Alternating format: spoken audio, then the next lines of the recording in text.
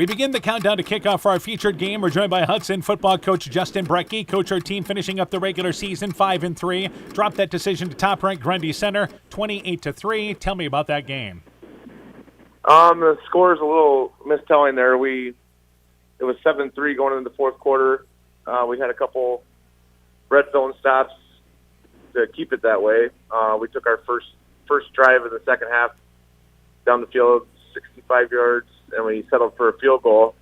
But then the wheels fell off with interception and safety. So we were happy with how we played for 3 quarters there, but we got to be able to win that fourth quarter. All right, let's talk about this year's Pirate team. Let's start offensively. Some of the key contributors for you offensively.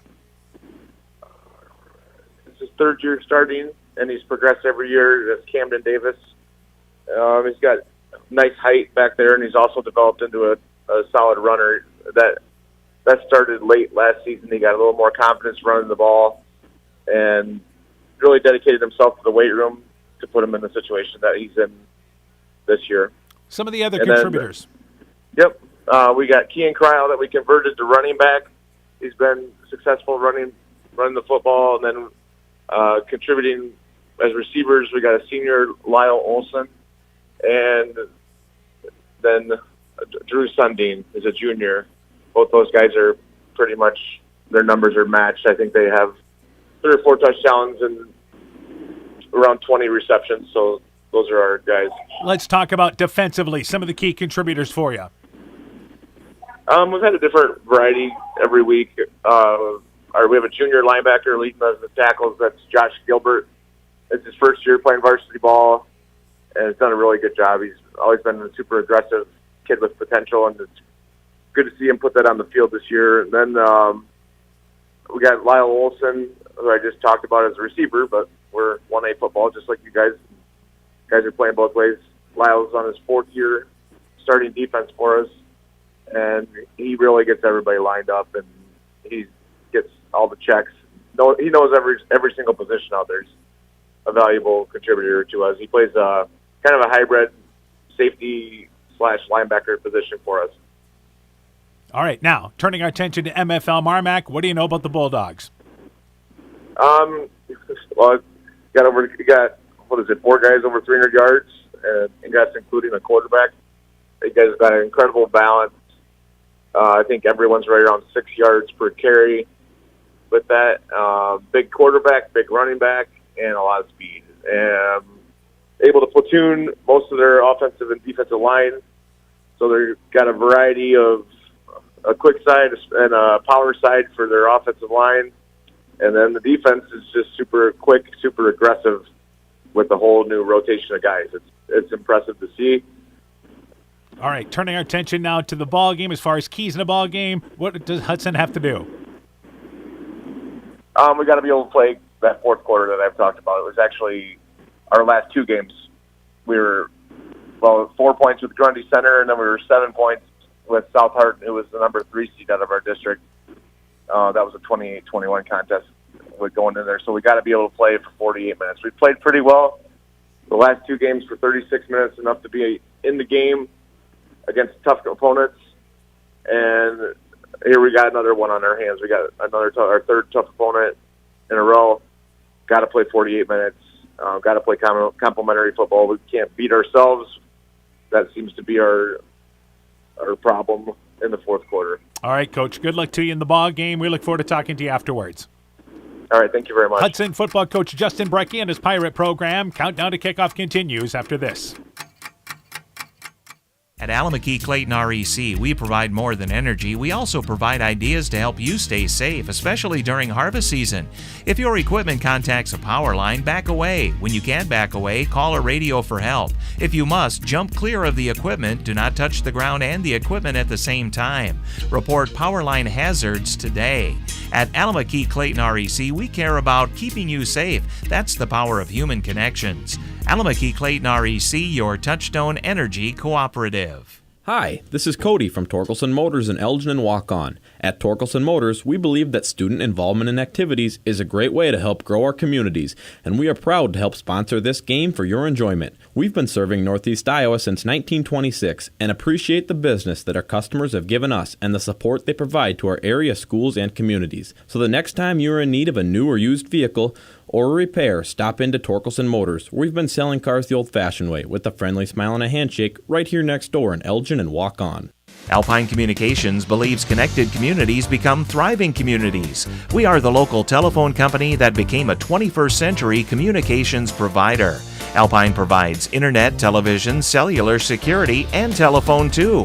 We promise personal, timely, reliable service from people who live here. When you choose us, we all thrive. Connect with Alpine Communications today. Click alpinecom.net or call 563-245-4000. When making up a to-do list, don't forget to include servicing your car at Edie's AC Delco Service Center in Garnavillo. Your car should have the best care, and Edie's will make sure of it. Stop in or call 964-2186 to make an appointment. Tires worn out? Well, Edie's can replace them. Need a tow? Call Edie's at 964-2186. Kay, Lynn, and Todd invite you to stop by and fill your car's tank with fuel at Edie's AC Delco Service Center in Garnavillo. Edie's open 7 a.m. Mondays through Saturdays. Hi, Justin Birdnow here from Birdnow Chevrolet of Monona. I want to take a moment to extend a heartfelt thank you to all of our incredible customers and the amazing local athletes who have shown us unwavering support over the years. Just like you, we're all about the winning edge. That's why it's our goal for our customers to feel like they have scored big when they leave our dealership. Stop by today or visit us online at birdnowmonona.com. And remember, you have to get to our place. You'll love the way we treat you. Strawberry Building Supply offers all your building materials for residential and commercial projects. Whether you're building from the ground up, remodeling your home, or a weekend project, we have the materials you'll need. We are an authorized Milwaukee dealer for all your Milwaukee tools. Strawberry Building Supply also has everything you'll need for your pets and livestock. Stop into Strawberry Building Supply today at 413 West Mission Street, Strawberry Point, or call 563-933-4579. MFL MarMac Football is brought to you in part by Vorwald Enterprises, Inc. in Monona, Conoco Floor Covering in Monona, Ashbecker Building Supplies in Rossville, Bruins and James Insurance, your Grinnell Mutual Agent in Monona, Culligan Water Conditioning in Elkader, and by Meyer Collision and Service Center in Guttenberg. We continue the countdown to kickoff for our featured game. We're joined by MFL MarMac football coach Dan Anderson. Coach, your team a good win to close the regular season. Shut out Central Springs 34-0. Tell me about that game. Yeah, our defense played really well. Anytime you get a shutout, everybody has to play well, and got everybody in the game that was on our sidelines. All our freshmen and sophomores that dressed for the game, and it was rainy and wet, so it was kind of hard to hang onto the ball. We had a few bobbled snaps, and we got to fix those kinds of things. But otherwise, we played a pretty good football game. Defense was good, special teams was good, and offense put up enough points to score, and get the victory. But we could always do better. All right, let's talk about who led you offensively in the ball game. Powell had 128 yards rushing, I think, on 10 carries, and thought Elias Hatt played really good at quarterback. We played two quarterbacks again this week, and I think Elias was 3 for 4 maybe, and completed some good balls there. And, it was just kind of a workmanlike effort by everybody. The offensive line, dominated up fronts for the most part. They blitzed a lot, brought a lot of pressure. So, they got a few tackles for loss, but otherwise we owned the line of scrimmage. All right. On the defensive side, who led you?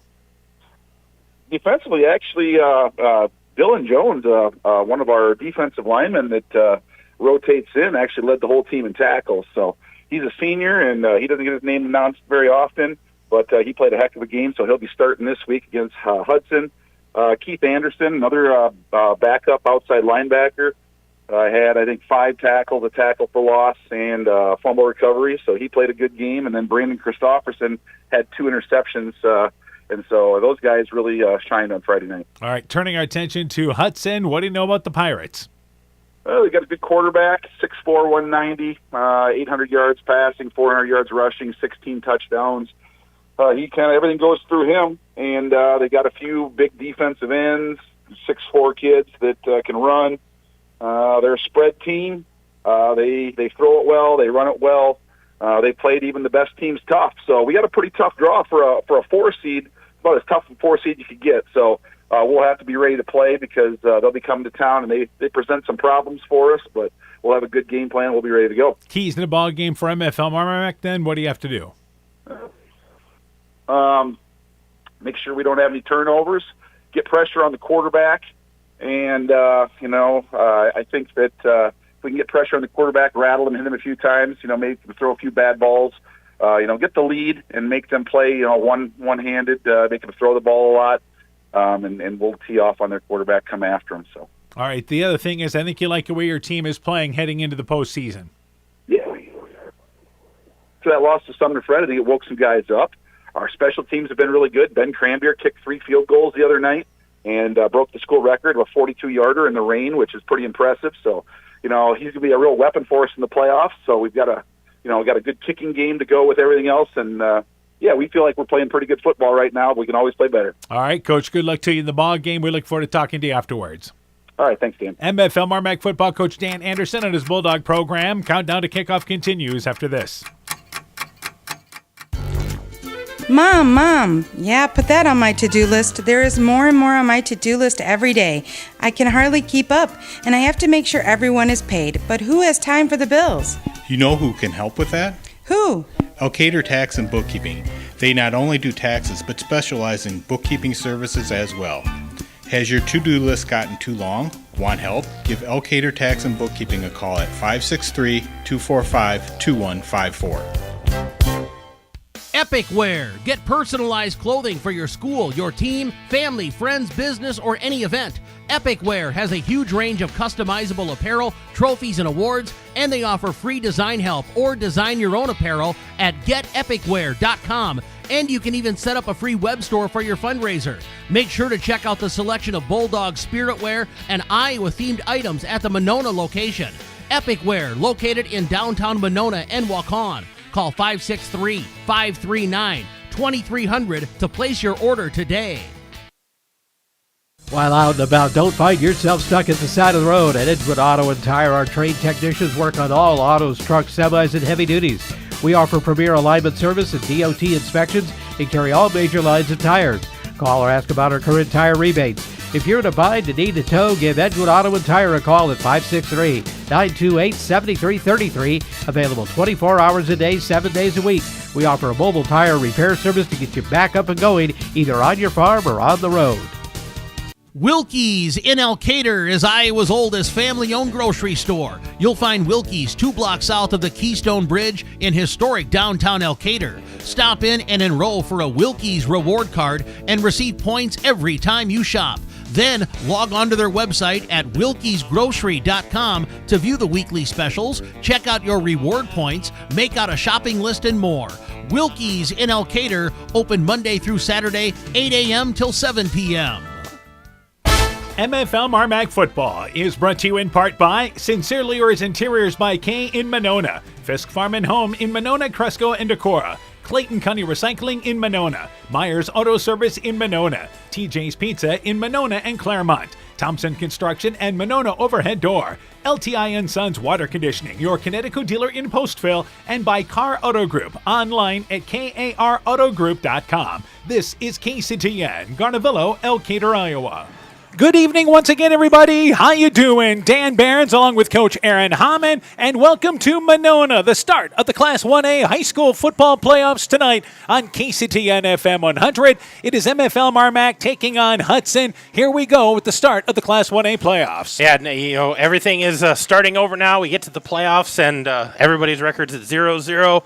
We got the first round tonight, and after tonight, they'll put them in pods, so everybody wants to get through tonight, and they want to get through well so they can get a good seeding there for those pods. Let's talk about these two teams. Let's start with the visiting Hudson Pirates. They come in 5-3, dropped a decision to close the regular season to number 1 Grundy Center, a ball game that was 7-3. Late into the second half, they ended up losing 28-3, but I think Hudson realizes they put together 4 quarters. They feel they have an opportunity tonight. Yeah, absolutely. You look at some of the teams they played. They did did get a win against Cascade. Cascade did make the playoffs. But, yeah, a tough district there with Grundy Center and try to establish something and make this a 4-quarter ball game. All right, let's talk about some of the individuals, and it all starts with their quarterback, Camden Davis. He's a senior, 6'4", has thrown for over 750 yards, and has rushed for nearly 400 yards to lead them. Yeah, he's that dual threat quarterback there, nice tall quarterback, so he's able to see things, got a nice arm. He's got 8 throwing touchdowns, as you said, 8 running touchdowns. So he's got a lot that he does for the offense, but he's got a lot of great weapons around him.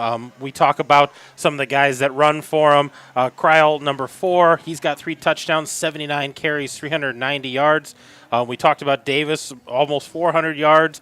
Slade Schneider, he's got 176 yards. So he's got some other guys that can run the ball as well. Yeah, again, it's more balanced there, but it really starts with their quarterback. And as far as passing-wise, Drew Sundin, along with, as well, their leading receiver, Lyle Olson, both of them have 21 catches, and both of them have right around 300 yards. That's the top 2 targets. Yeah, the Sundin there is a junior and Olson a senior, but both of them 3 touchdowns. Like you said, close to 300 yards, but 800 yards of offense in the air. That makes them truly a dual threat, and I think we're going to see, with the conditions we've got tonight, a little of both. All right, let's talk about now MFL MarMac. The Bulldogs, district champions in Class 1A District 3, and since that loss to Sumner Fred, they have taken it to another level. They've been outstanding defensively, and the offense has really been clicking. It has, and just looking at their schedule, everyone talks about who's got the toughest schedule, MFL how many MarMac teams do they have to play. They've got 1, 2, 3, 4, 5, 6, 7, 8 playoff teams, 7 playoff teams that they played against.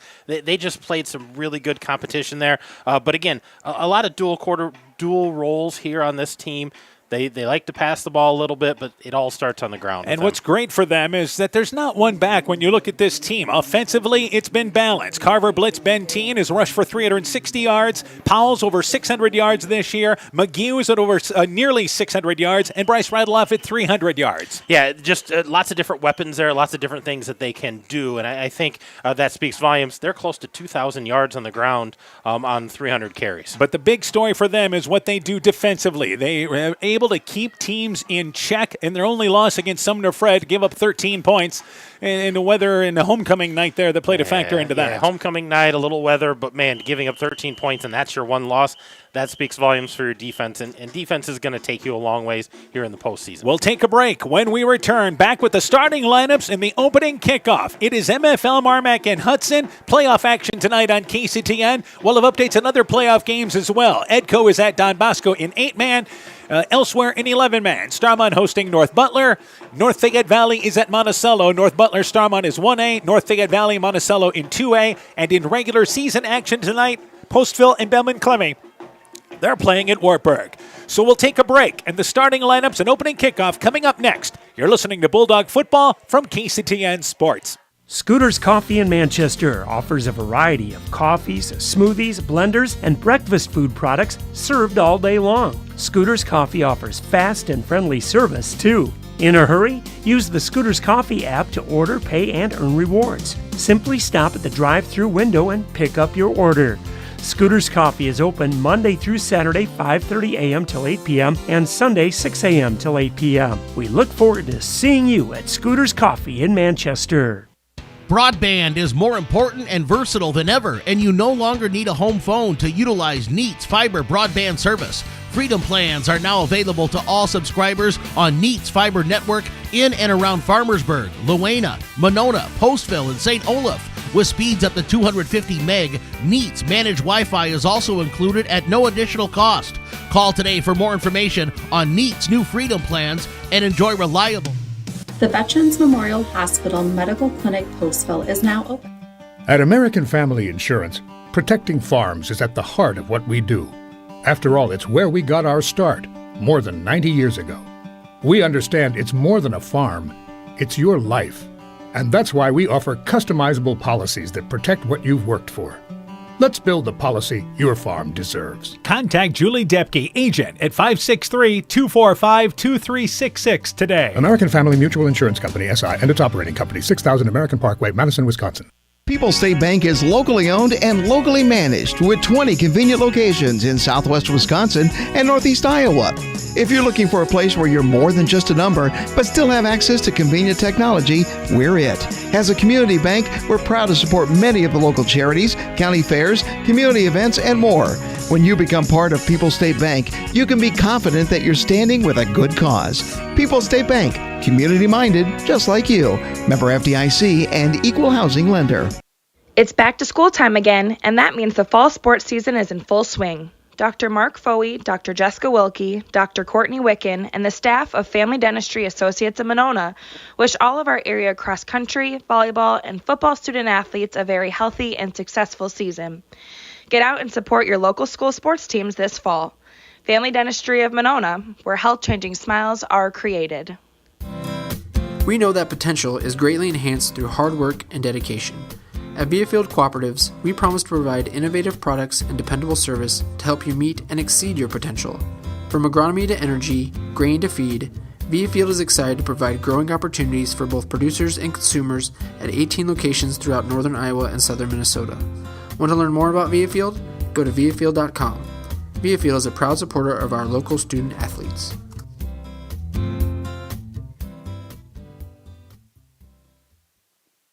Welcome back once again here to Monona High School football tonight on KCTN FM 100. Once again, our matchup, it is North Fayette Valley, or actually MFL MarMac, taking on Hudson tonight. The last ball game we did was in different weather conditions. That's why I had North Fayette Valley in my head, because of the weather we dealt with a week ago last Thursday. And then, of course, last Friday night we had the Starmont ball game, which we also dealt with as weather as well. So all sorts of concern for this ball game tonight. So welcome back here to Monona, and we are working on a little issue there, but I think we've got the spots in that we need to get in, and we are ready to go with our matchup tonight. We've got great weather tonight up here, Dan. I mean, we're talking opening round of playoffs. It's mild out here. There's no rain. There's very little wind. It's just going to be a gorgeous night for football, and I think both of these teams and coaches are happy that it's not a monsoon like it was last week. Our game time temperature will be in the upper 50s, and you're right, the wind, not an issue tonight. Here's the starting lineup offensively for MFL MarMac. The quarterback is Carver Blitzbentine. He's a senior, 6'1", 210. The running back, Wyatt Powell, a senior, 6'1", 215.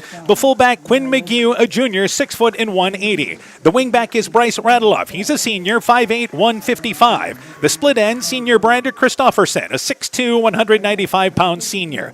Tight end is senior Cade McElwain, a senior, again, 6 foot 195. The right tackle, junior Aiden Schulte, 6'4", 325. The right guard is junior Avery Thornton, a 6'1", 230-pounder. The anchor of the line is sophomore Will House. He's the center, 6 foot and 275. The left guard is Braden Gordon, a junior, 6'1", 195. The left tackle is Bryce Deal. He's a senior, 6'2", and 215. The starting lineup for Hudson offensively. The quarterback is Camden Davis, a senior, 6'4", 187 pounds.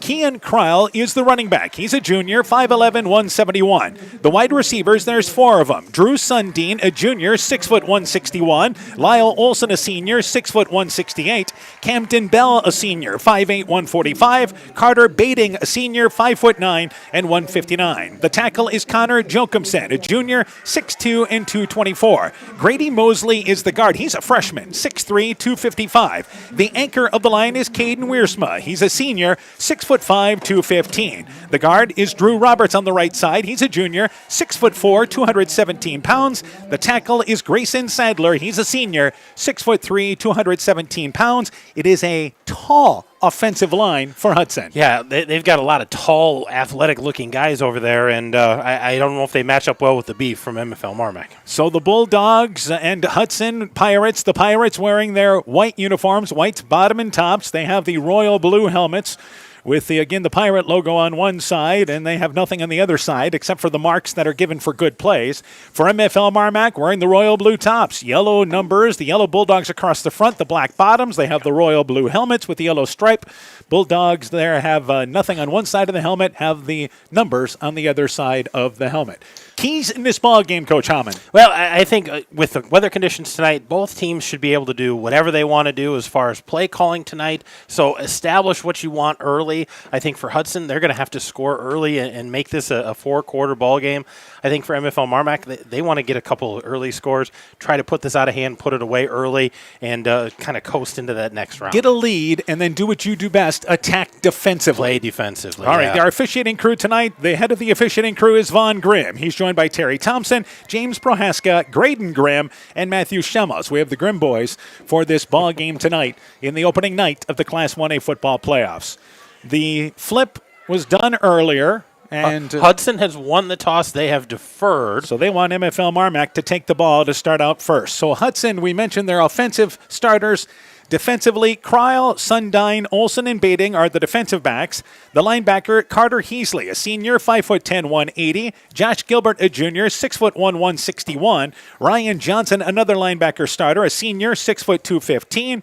The defensive interior linemen are Roberts and Sadler, along with Jaden Heasley, a junior, 5'10", 195. And Miguel Gomez, a defensive lineman, a sophomore, 5'8", 239. So Hudson has actually 5 different starters on the defensive side of the ball, and they have 6 guys that play both ways. Yeah, and it's kind of rare when you get down in one Class 1A, Class A. You have a lot of guys that usually play both ways, and both of these teams have a handful of guys that only play on one side of the ball. And we'll get the MFL MarMac defensive starters when Hudson gets the ball to start things out for the Pirates, set to launch it away from the 40-yard line on a gorgeous October night here in the later part of October. Set to launch it away is number 20, and that will be Slade Schneider. He's a junior, does the kicking chores for Hudson. Set to launch it away from the 40-yard line. Christofferson back on the near side hash mark. Powell is back on the left side hash mark. They kick it deep, and this ball goes to Powell. He catches it at the 2-yard line, middle of the field. Brings it right up the middle. He's out to the 20-yard line, across the 30-yard line. Here comes a flag as Powell brings it out to the 30-yard line, tackled at the right hash mark at the 35-yard line. MFL MarMac going left to right, but there is a flag, and it is likely a block in the back or a hold on that return. And MFL MarMac will be pushed back inside the 20-yard line. Yeah, that was an early flag there by the judge in the back, and he's calling a holding here against the Bulldogs. So they're going to bring this thing back a little bit. They're going to start a little farther in their own territory. So it's going to be first down, 10 yards to go, and this will likely be marked about the 15-yard line. Yep, this is where they are going to mark it away for first down yardage for MFL MarMac to start things out here. So Hudson taking it, let's see if they take advantage of this field position with MFL MarMac first and 10, actually at the 14-yard line. They'll operate from the middle of the field, first down. So that's a swing of 20 yards in field possession. Yeah, and unfortunately, Powell had a nice return. It was giving him a nice field position. All came back. First down, 10 yards to go for MFL MarMac. They come out here in pistol with Blitz Benteen at the quarterback spot, and Powell to his right. On first down, it's Blitz Benteen. It's a wildcat up the middle, and he brings it across the 20-yard line to the 22-yard line, picks up a solid 8 yards on first down. And again, it's not really a wildcat, but it is Blitz Benteen running it like a tailback would. And he has a lot of experience in that tailback position. He was in that position last year. They had a different quarterback, moved back to the quarterback after being that as a sophomore, but he has the ability to run there, and I think he can be an effective dual threat quarterback. Second down, 2 yards to go. Bulldogs go back under center here, and this time in a double wing set. Receiver is Het to the inside, and correction, it's Hansen on the inside. Powell goes in motion, gets the handoff on the left side, and he brings it across the middle, 25-yard line, out to the 30-yard line, puts the football on the ground, fumbled the football as he tried to switch hands, and it's picked up by Hudson at the 29-yard line. So the first break of the ball game comes on the second play. A fumble by the Bulldogs sets up Hudson inside the 30. Yeah, and he did exactly what you said, Coach, or Dan, is he was switching hands, putting in that other hand, and it went right on the ground, and he didn't have time to even turn and fall on that. And again, he's got that partial cast area, which is on the right wrist, so that's why he was switching it over to the left hand. First down, 10 yards to go, 29-yard line, toss play left side, and right away it is going to be Kryle trying to get to the edge. He does not. He only gets to the 29-yard line, and he's tackled by Blitz Benteen.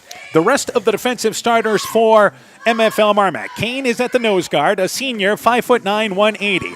Deal and also Dylan Jones are the defensive ends. Jones, a senior, 6'1", 250. The linebackers, Gordon, Powell, Blitz Benteen, McElwain. The strong safety, McGew. Christofferson at free safety, Radloff, and Hat's a senior, 6'3", 185 at the cornerback spots. They roll it right side with Davis. Rolling, throws the ball. It is caught right flat area. Completed to number 11 in Sundin, who's down right there on the open field tackle by MFL MarMac and Radloff. Down to the 23-yard line. Quick out pattern to the side, right side of the field. That's the far side. And it's going to bring up a 3rd and manageable, about 3rd and 4 for Hudson. Yeah, about a 6-yard gain on that pass and just a curl route there. And he sat right in that route and had a nice pass to him. So Hudson, the first break of this ball game, has first down, 10 yards to go. Teams have had some success throwing against MFL MarMac, and that's Hudson's game plan. 3rd down, 4 yards to go. Cryle is to the left of the quarterback, Davis. Direct snap. Davis brings it up the middle, runs into a host of Bulldogs up front, and stopped in his tracks. Number 58, Dylan Jones, the first linebacker there, first lineman. Blitz Benteen from the linebacker spot, filled in the hole, and it's maybe to the 22-yard line, maybe a gain of a yard, but it's 4th down for Hudson and 3 yards to go. Yeah, I don't think there was much of a gain there, maybe half a yard, but Davis ran right into a host of Bulldogs there. They're going to look at 4th and manageable here, but they're going to give this a go. 2 receivers to the right, and as I say that, they move trips to the right as Baiting goes to the right side. Empty backfield, snap back to Davis. Slant play right side behind the receiver, and it is incomplete. And actually, MFL MarMac ends up intercepting it at the 9-yard line. The pass was errant. It was overshot, and the Bulldogs able to intercept it on the far side. And I believe it may have been Radloff that intercepts it at the 9-yard line. Yeah, number 27 there. And that ball kind of got tipped. It went off a hand, and Radloff pulled that in.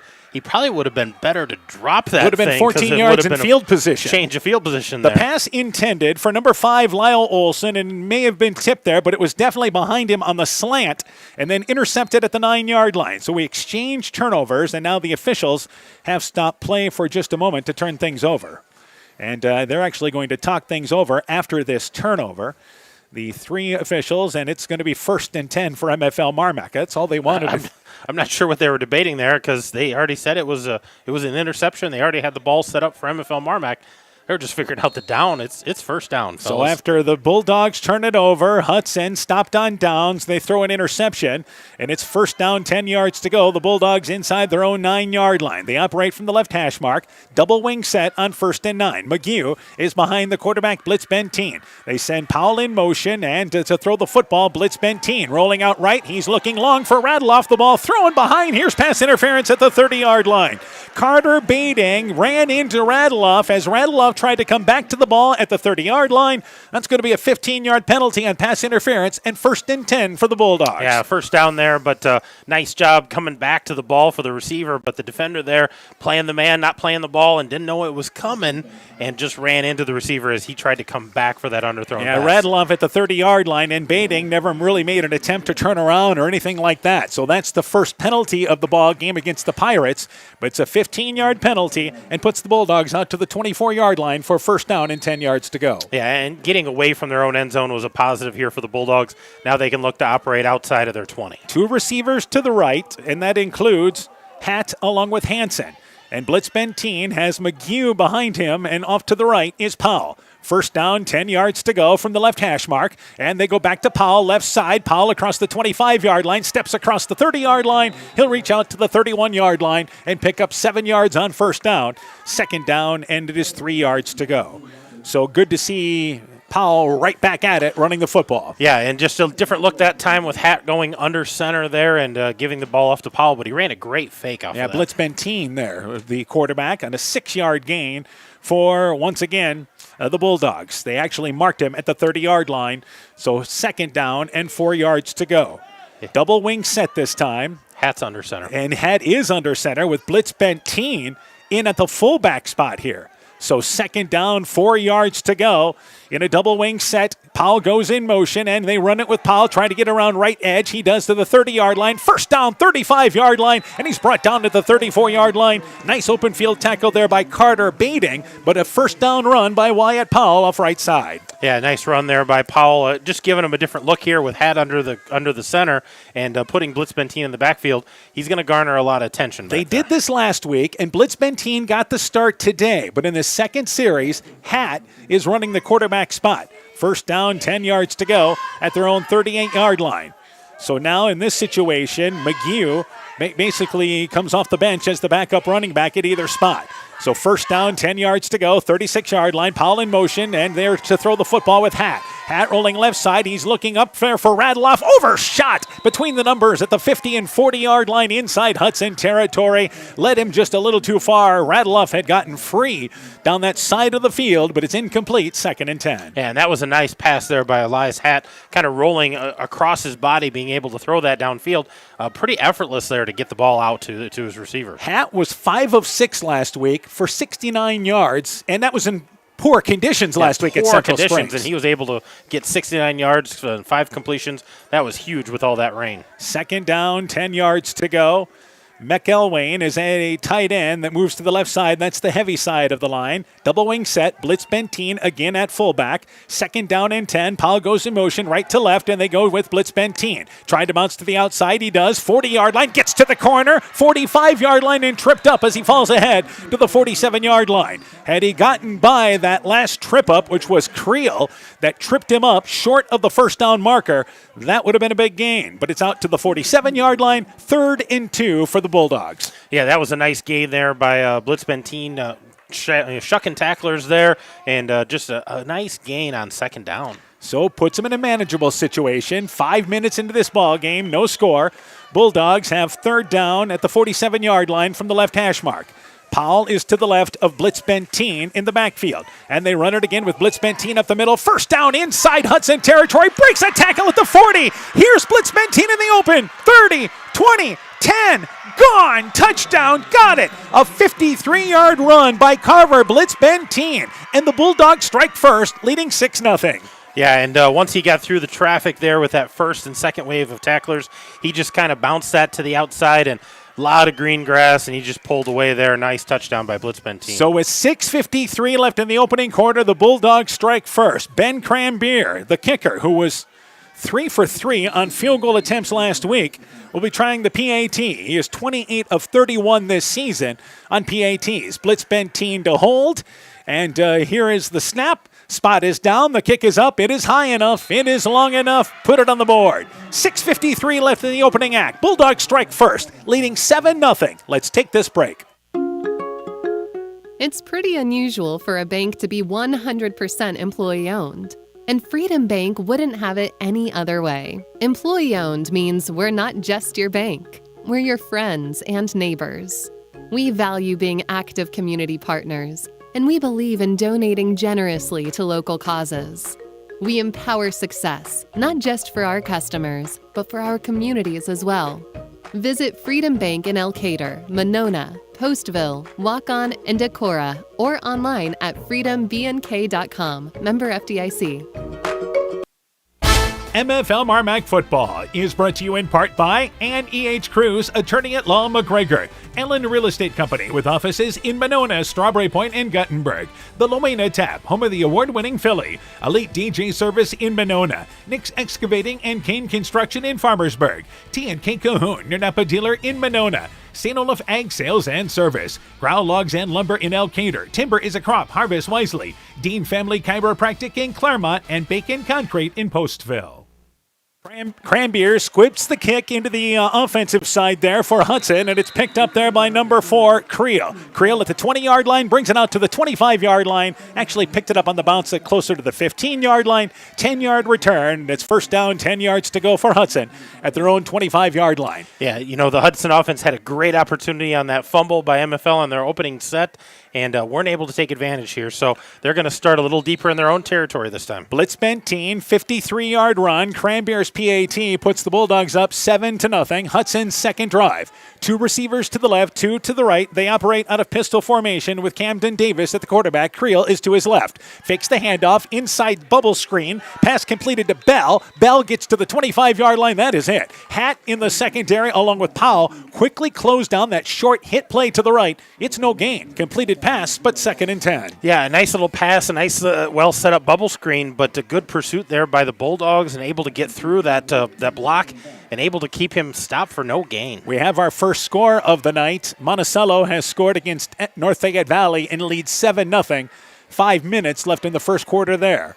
2nd down, 10 yards to go. 3 receivers to the right, 2 to the left for Hudson, and they fake the handoff, and Davis brings it right side across the 30-yard line. He'll be short of first down. Just kind of stayed near that left hash mark, tackled by Blitz Benteen, but puts him in a 3rd and manageable situation. 3rd down, roughly 2 yards to go. About 2-3 yards, but a nice hard run there by Davis, and that's the threat that he has. He can throw it downfield, but he will tuck it, and he had a nice gain right up the gut. Yeah, probably closer to 3 yards to go, but still, these are the types of situations Hudson wants to stay in tonight. 3rd and manageable.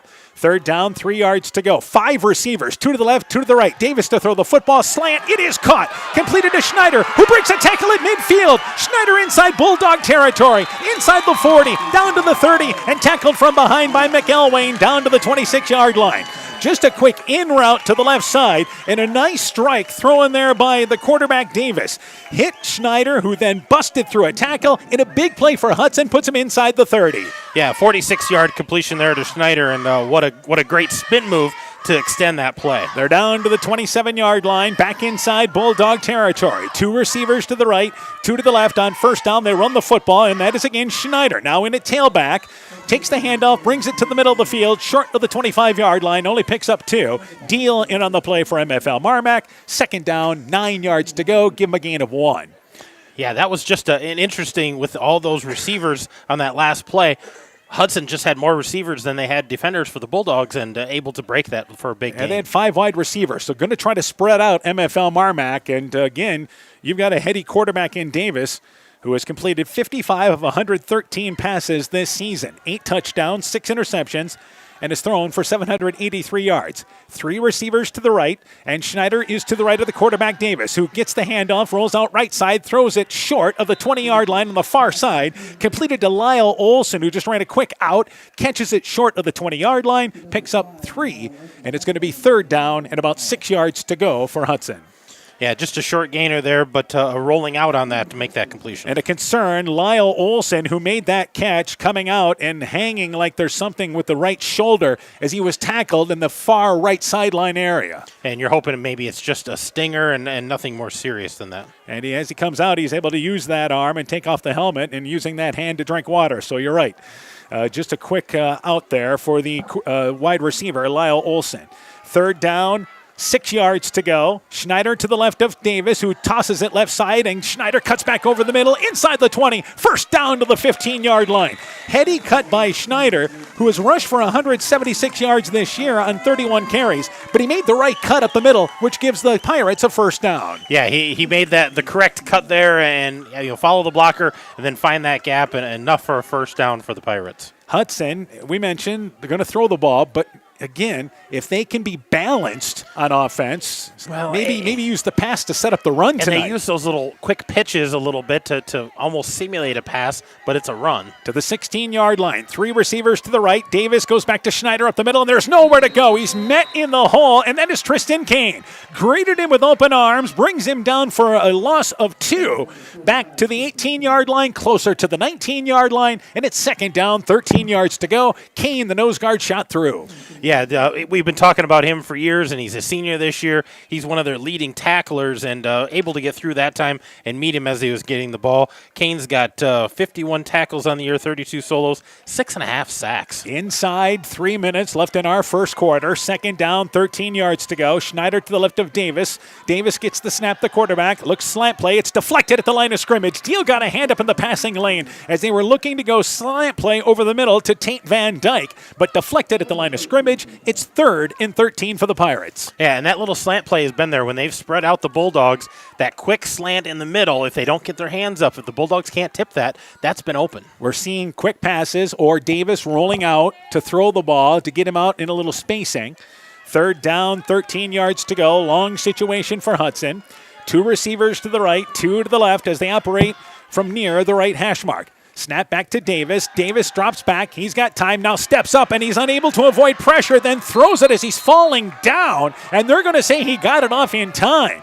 The pass is incomplete, but he was in the grasp of Gordon and Kane in the backfield. I don't know how he got that ball out of there without being down, but he did, and it's an incompleted pass. And he got that pass downfield. He threw that about 15 yards, and it never got more than 2 feet off the ground, but it looked like a pass. He had a receiver in that area, but it was a case there that it would have been a loss back to the 25-yard line. So he saved 6-7 yards by dumping the ball.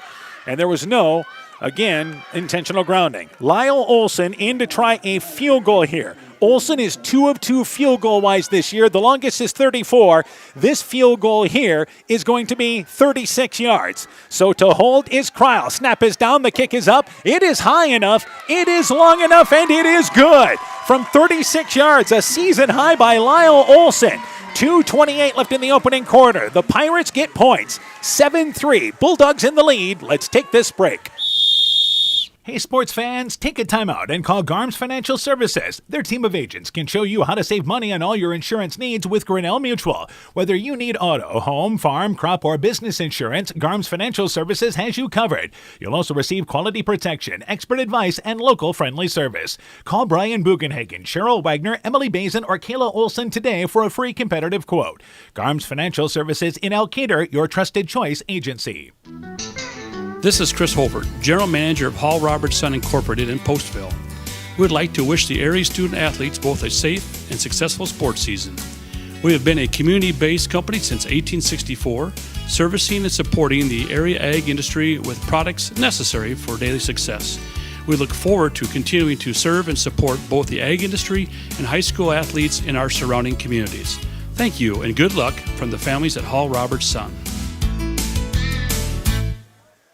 So Lyle Olson with a 36-yard field goal. Here's a squib kick that is fumbled by McGee and goes near the sideline at the 40-yard line out of bounds. Hudson dives on it, but I don't believe they got it before the ball went out of bounds. They pooched the kickoff that time, tried to go past the first line of the MFL MarMac receivers there, the kicking team that was back. It was over their heads, but it goes out of bounds after McGee tried to catch it over his shoulder on the far side.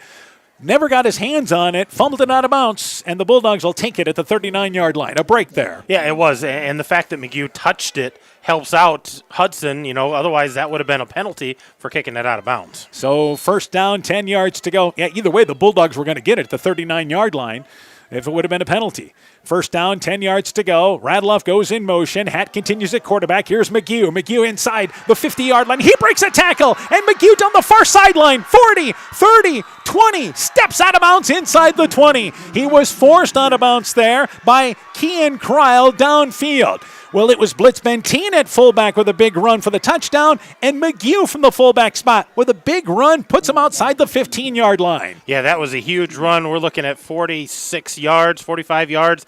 That was just an acceleration through the hole. So you can see the Bulldogs having some success with the fullback controlling the line of scrimmage in between the tackles. Yeah, between the tackles is a great place to be able to live if you can control the line of scrimmage. First down, 10 yards to go. Offset formation. McGee, Powell is to the left of McGee in the backfield. Hatt continuing at quarterback. Here's McGee again, right side. He's inside the 10, steps back inside, goes across the 5-yard line and in for the score. What a move by McGee to shake a defender at the 10-yard line. Back-to-back touches by McGee. This one is a 15-yard touchdown run, and the Bulldogs lead 13-3. Yeah, just the same play almost, given it here between the guard and tackle, and once he got past that first line of tacklers, he had great support downfield, able to sidestep that tackle and just step into the end zone. So it will be a 16-yard run credited to McGee. So Cranbeer to add the PAT on a quick answer by MFL MarMac in 2 plays. Blitz Benteen to hold. The spot is down. The kick is up. High enough, long enough. Put it on the board. 2:10 left in the opening act. Bulldogs 14, Hudson 3. Let's take this break. When I started out in the car business, my dad gave me some good advice. Hi, it's Forrest Brown with the Brown's family of dealerships. What my dad told me is when you sell someone their first car, you need a good sales department. But if you expect to sell them their second, third, and fourth car, you better have a great service department. Visit any one of the Browns family of dealerships in Guttenberg, Elkader, West Branch, or Victory Ford in Dyersville and find out why Browns is your hometown dealer, no matter where your hometown may be. The Woodland Eye Clinic in Elkader and West Union are proud sponsors of high school sports. We are committed to bringing our patients the highest level of total eye care with detailed one-on-one attention. Our offices offer the newest technology and equipment with a professional team of experienced staff that is committed to you. Call us today for your next total eye care appointment. The Woodland Eye Clinic in Elkader and West Union supports all of our local athletes taking the field or court this season.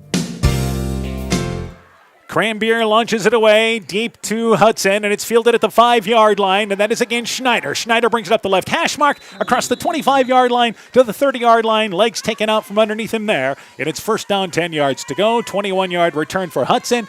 Trailing 14-3, they have first and 10. For MFL MarMac, a touchdown run by McGew, 16 yards after he had a 46-yard run to set him up inside the 20. Yeah, 2 plays, 62 yards.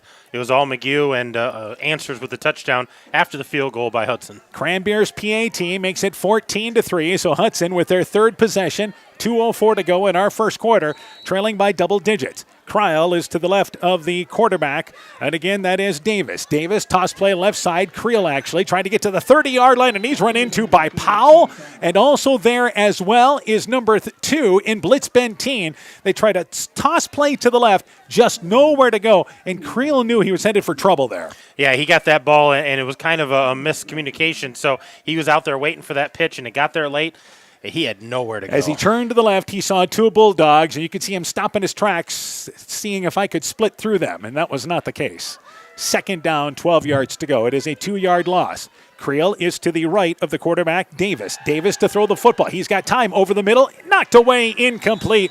The pass intended for number 5, Lyle Olson. Powell able to knock down from behind with using that left hand over top. It is incomplete, 3rd and 12. Yeah, that was well defended because it was open across the middle, but Powell just came across, didn't touch with the body, and able to knock that away clean. And this is going to be a challenge tonight. You don't see a lot of passing teams, at least MFL MarMac schedule-wise this year, a team that's going to throw the ball 30 or 35 times anyway.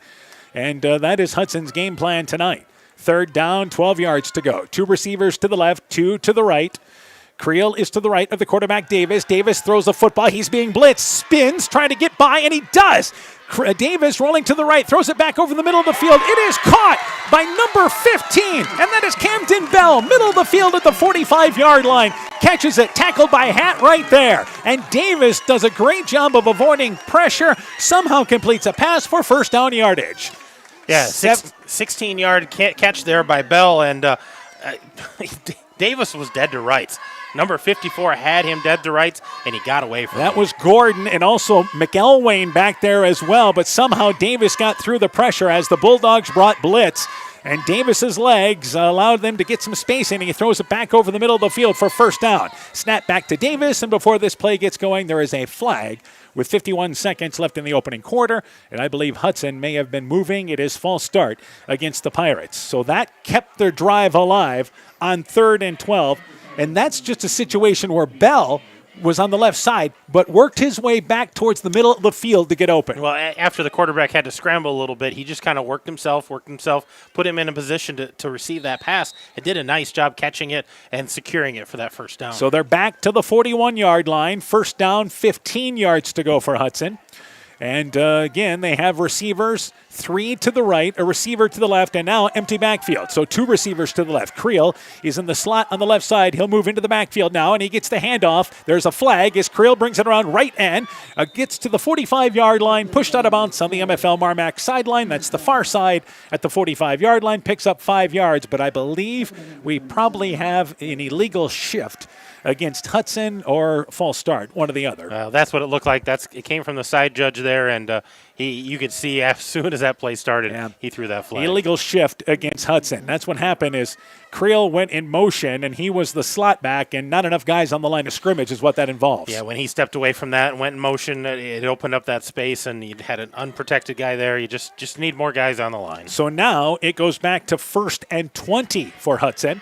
So after that first down on 3rd down and 12 yards to go, they're now back to their own 36-yard line, looking at 1st down and 20 yards to go with 36 seconds left here in our opening quarter. And again, they'll line up with 2 receivers to the left, 2 to the right. Creel is to the right of the quarterback, Davis. So MFL MarMac, Powell moves over to cover the slot receiver. Middle of the field's open. Snap back to Davis. Davis being pressured, rolling out to the left, throws it back over the middle. It is caught. Olsen at the 40-yard line, dropped right there. Nice open field tackle by Blitz Benteen. Again, the Bulldogs brought pressure, but Davis able to take a step, dump it over the middle. They pick up 5 yards, and it's 2nd and 15.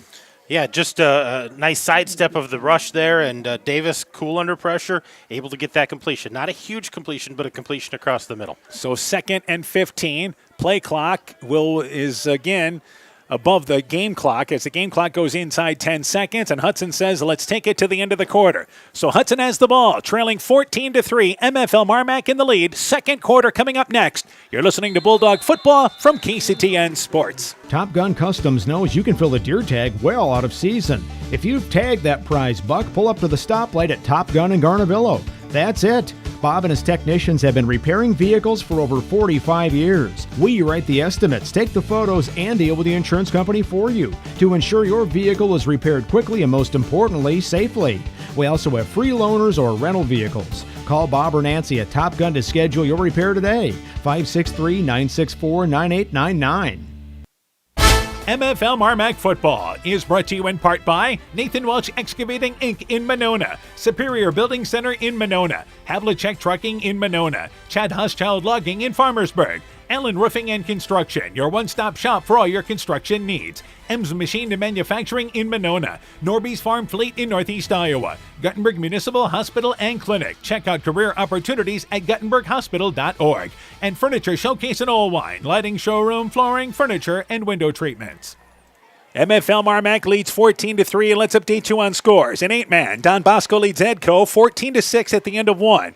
In Class A, North Butler and Starmont scoreless at the end of 1. And Monticello leads North Fayette Valley 7-0. That is in the first quarter. So 14-3, MFL MarMac in the lead. Hudson has 2nd down, 15 yards to go from their own 41-yard line. 3 receivers to the right, inside screen. Pass completed to Sundin. Sundin gets to the 44-yard line. That's about it. Had the 2 inside receivers try to block for him, kind of a jailbreak version of that play. Blitz Benteen makes the tackle. It's going to be 3rd down, 11 yards to go. They pick up 4 on the quick hitter to the right.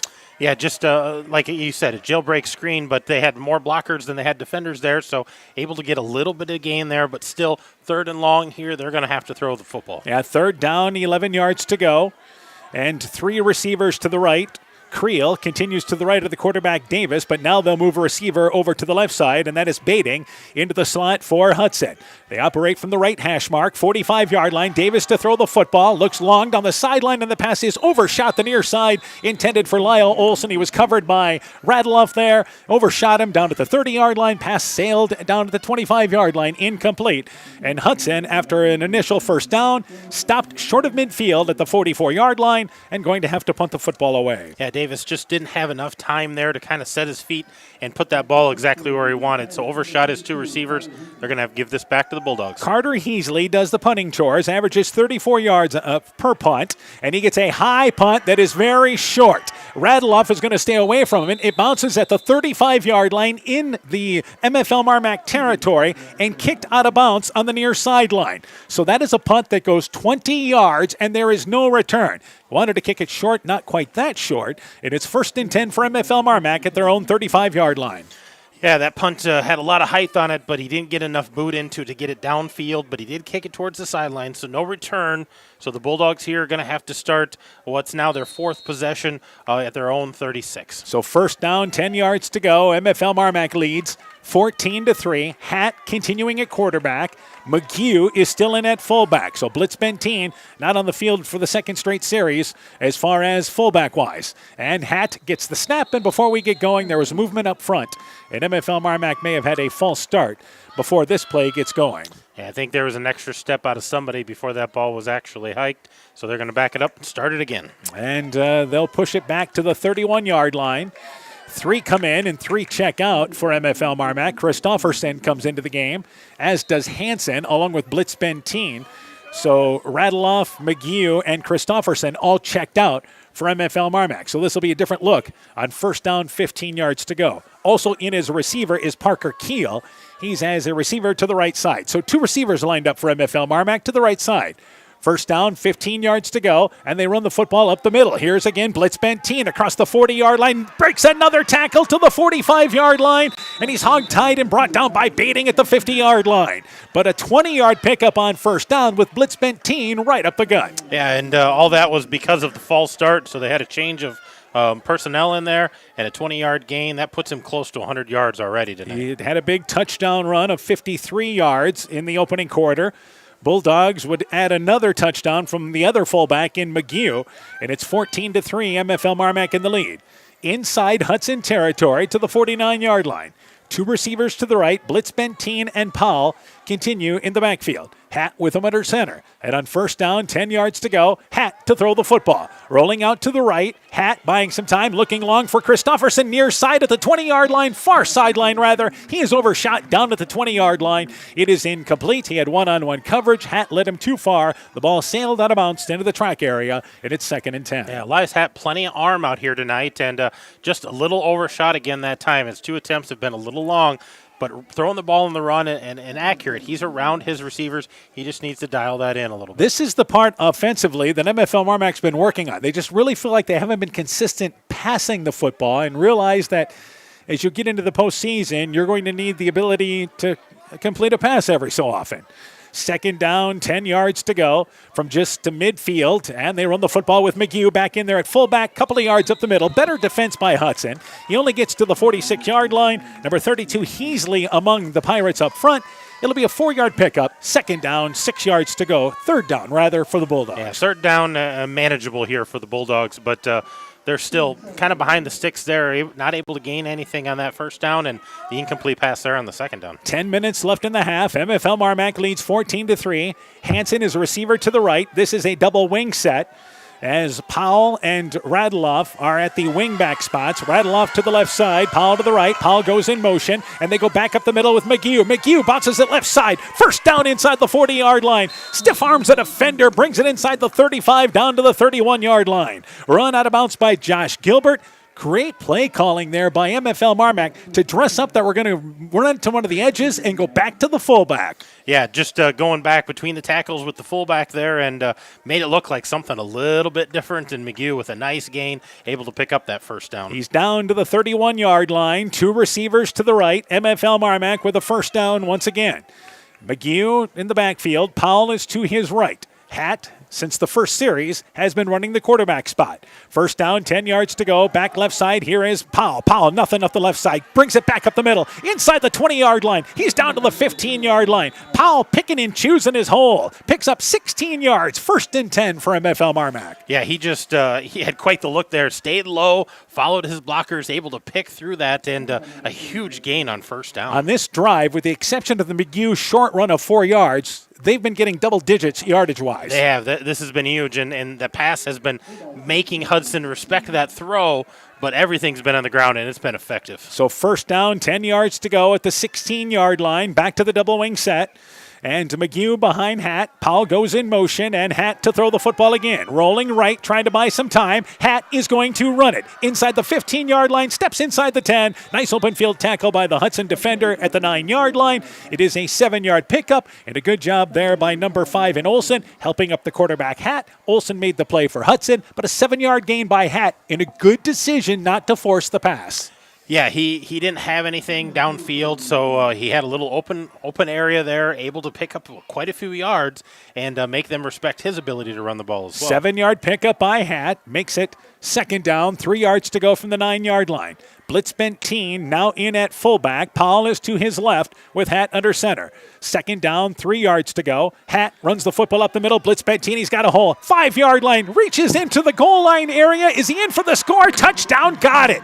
Blitz Benteen able to rush in from 9 yards out, diving from the 3-yard line for the touchdown. And the Bulldogs lead 20-3, a dominating drive. Yeah, just a lot of power smash mouth football there, just going between the tackles mainly, and running backs doing a nice job following their blocks, finding the holes and getting upfield, and just a show of power there for the Bulldogs. That is a 9-yard run by Blitz Benteen, his second touchdown of the game. So Blitz Benteen to hold, Cranberry to try the PAT.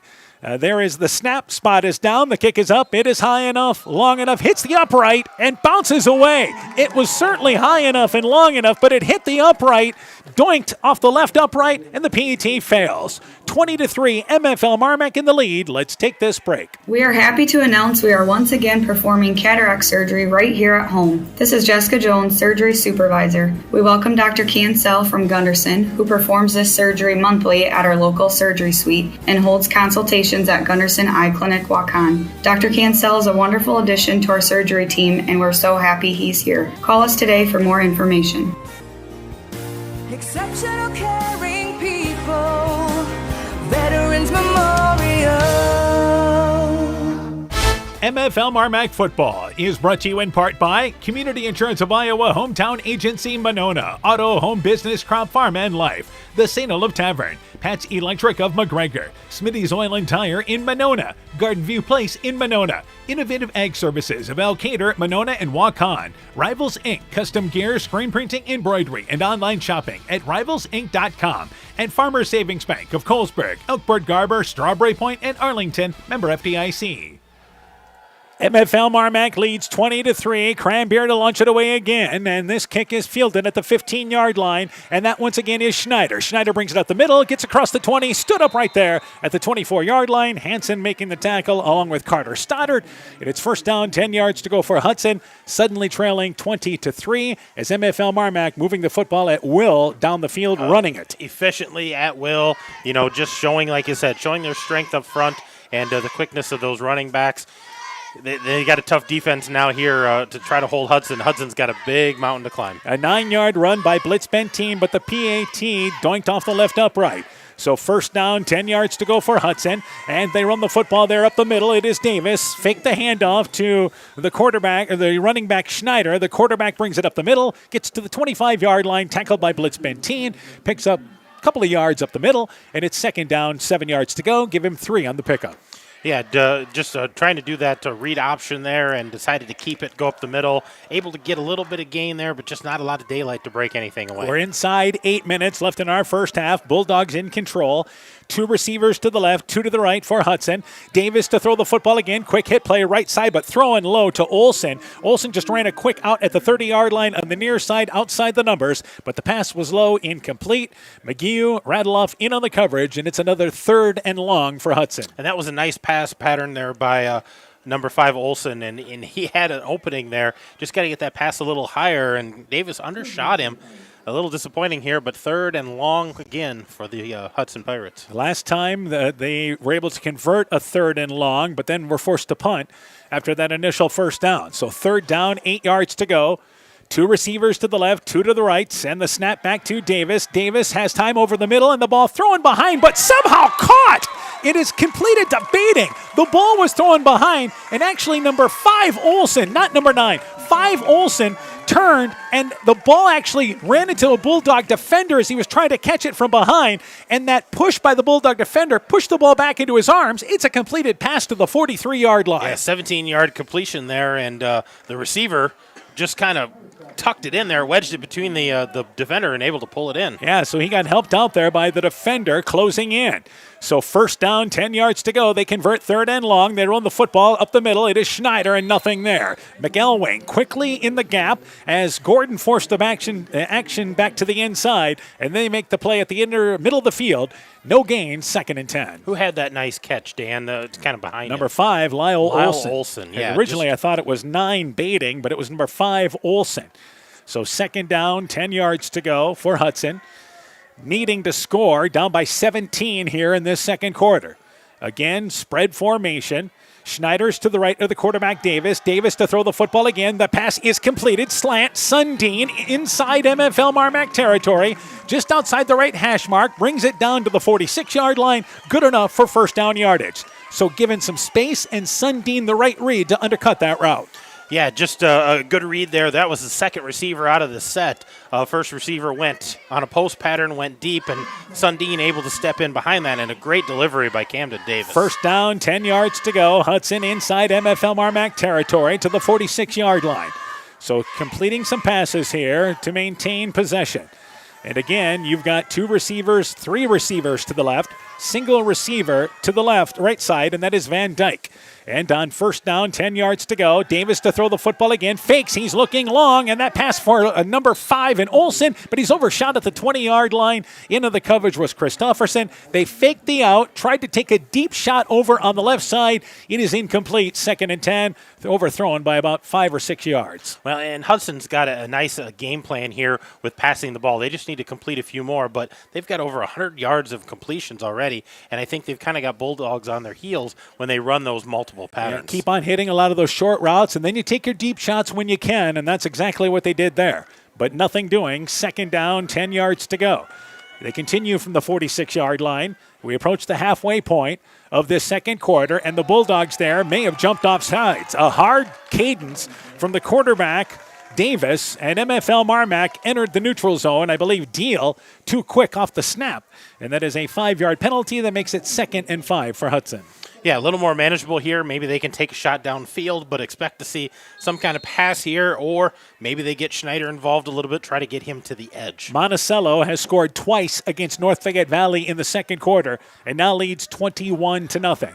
So 2nd down, 5 yards to go. 3 receivers to the left for, once again, Hudson, and a receiver to the right. They send it back in motion, Olson, and it's a toss play left side to Schneider. Schneider hit in the backfield and dropped immediately. Just a quick toss play. He had to get to the edge and had no chance. Making the play there is number 54, and that, once again, is Braden Gordon. It's a loss of 6 yards, closer to 7, and 3rd and long for Hudson. Yeah, Gordon, one of their leading tacklers there in the middle of that line, along with Tristan Kane, but he was in the backfield quickly there, and there was no chance of Snyder getting to the outside. That was stuffed right between the tackles. So it's 3rd down, 12 yards to go. They've just been unable to get any sense of a running game going here. No, it's been pretty limited, and they may have to rely on passing game here. 3rd down, 12 yards to go. 3 receivers to the right, single receiver to the left.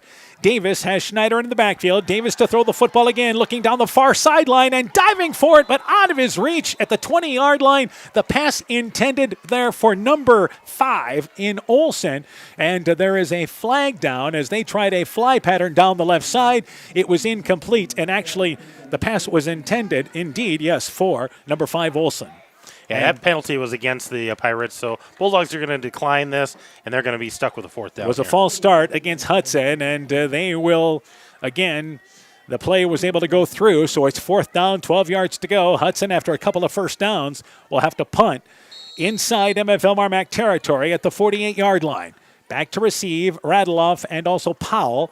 And into punt is Heasley. Heasley gets a high punt. Radeloff catches it at the 10-yard line, gets by the first defender, brings it to the 20-yard line, brings it left side across the 30-yard line, and Radeloff's in the open down the middle of the field. 40-yard line inside Hudson territory. Radeloff's going to bring it down the far sideline. 20, 10, gone! Touchdown! Got it! A 90-yard punt return by Bryce Radeloff. The first special teams return for the Bulldogs this year, and they lead 26-3. What a great time for Radeloff to do one of those, and it was a great punt by Hudson. Kind of pinned him deep, and Radeloff had a defender breathing down his neck, made him miss. got a great block on the left side of the field, and then when he cut back across the grain, he had a line of defenders in front of him. Powell was with him for most of the way down, but then it was just nothing but afterburners for Radloff. Powell was able to keep the punter Heasley on his hip the rest of the way, which cleared the path for Radloff down the far sideline. So Radloff brought it near side, then went across the field, brought it down the far sideline for the touchdown. Cranbeer now to try the PAT, and Hudson had everybody jump off the left side of the line,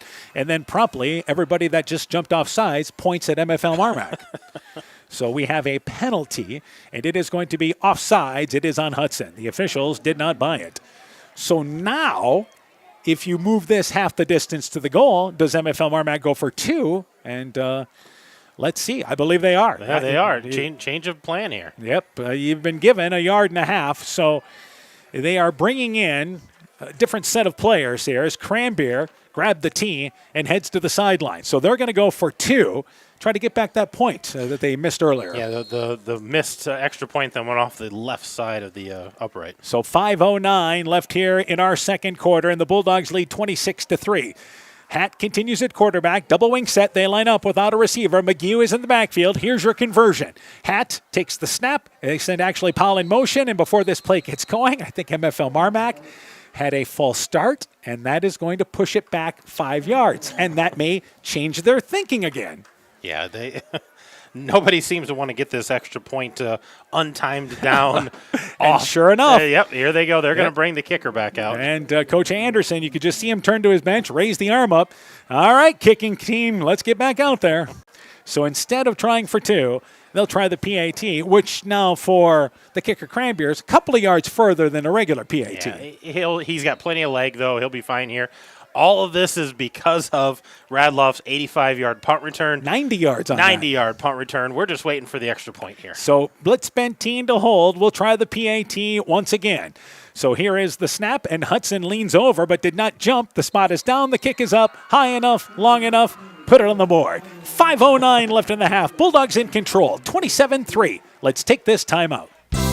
Being good at life means getting your finances together so you can focus on the moments that matter most. With over 175 years of expertise, New York Life Insurance Company provides you with benefits you can enjoy while you're, living. So give your local agents, Andrew Reimer or Troy Springer in both Guttenberg and Monona, a call. You can reach Andy or Troy at 563-252-2471. That's 563-252-2471. They can help you and your family be good at life. Inspiring changes to a happier, healthier you is what we do at Clayton Drug. We are committed to helping you achieve the highest quality of life possible. We are a full-service pharmacy offering services such as med packing to your home or mail delivery and online prescription refill. We also offer a cash pricing program on name brand and generic prescriptions. Call 563-245-2530 to find out more. Clayton Drug, connecting the communities of Elkader, Strawberry Point, and Sumner to serve us all in between. MFL MarMac leads 27-3. 90-yard punt return by Bryce Radloff. To launch it away is Cranbeer after he hit the PAT. Back to receive is Schneider. Fields it at the left hash mark at the 5-yard line. Brings it up that left hash mark to the 20-yard line. Tries to bounce to the outside. Gets across the 25 and near the 30-yard line. It is first down. It is 10 yards to go. Keith Anderson making the play defensively there on special teams for MFL MarMac. So the Bulldogs getting their first special teams touchdown of the season, and that shows what you can do with Radloff back there and giving a little spacing. Yeah, once he got through, like I said, that second defender, he had a lot of space, a lot of speed, and great blocking up front. Those guys did a great job on that punt return. Radloff averages around 14.5 yards per punt return this year. So it's first down, 10 yards to go for Hudson, trailing 27-3. Quick right side, they throw a pass. It is caught by Olson. Right hash mark, quickly brought down there at the 37-yard line. It's a pickup of 7 yards on a quick hit play to the right side. Blitz Benteen and Radloff make the play. Second down, 3 yards to go. Yeah, just again, a little in pattern there, a 7-yard throw, and a nice completion for the Pirates, but they need to sustain something, and they need to finish it off with a touchdown. Yeah, that's been the problem. They've had some success getting a first down or two on each drive, but again, unable to sustain any type of a drive. But to get back in the ball game, they've got 4.5 minutes to do it, trailing 27-3. They need to answer on this drive. Second down, 3 yards to go. Snap back to Davis. Davis to the left side. The pass in and out of the hands of Baiting, the intended receiver. He was open at the left hash mark. Same play they ran to the right side, but through the hands of Baiting. Third down, 3 yards to go for Hudson. Yeah, just I'm sure that's frustrating for Davis because they had the right play call and had the right yardage there, but Baiting not able to hold on to that. So third down, still manageable. Third down, and once again, 3 yards to go. Hudson scored on their second drive. They were given a turnover inside the 30-yard line, which they did not cash in on, and then had used a short field for a drive for a field goal, but that has been their only threat. And again, 2 receivers to the left, 2 to the right. Davis goes left side, right back to his favorite target there in Olsen. And again, Olsen caught the ball in the right hash mark last time. It's the left hash mark here. Catches it across the 40 to the 42-yard line. 5-yard pickup, 1st and 10. Yeah, that's a nice pickup, knowing where the sticks are there. The senior Lyle Olsen and securing the catch first, falling forward, a good pickup. Olsen and Sundin, the leading receivers for Hudson this year. Each of them had 21 catches coming into tonight, but they have been really targeting Olsen this first half. First down, 10 yards to go. Inside, 4 minutes left in the half. Davis to throw the football again. He's got time. Right side of the pass, throwing low for Sundin at the right hash mark as he ran from the outside receiver spot towards the inside, but that was throwing low, incomplete.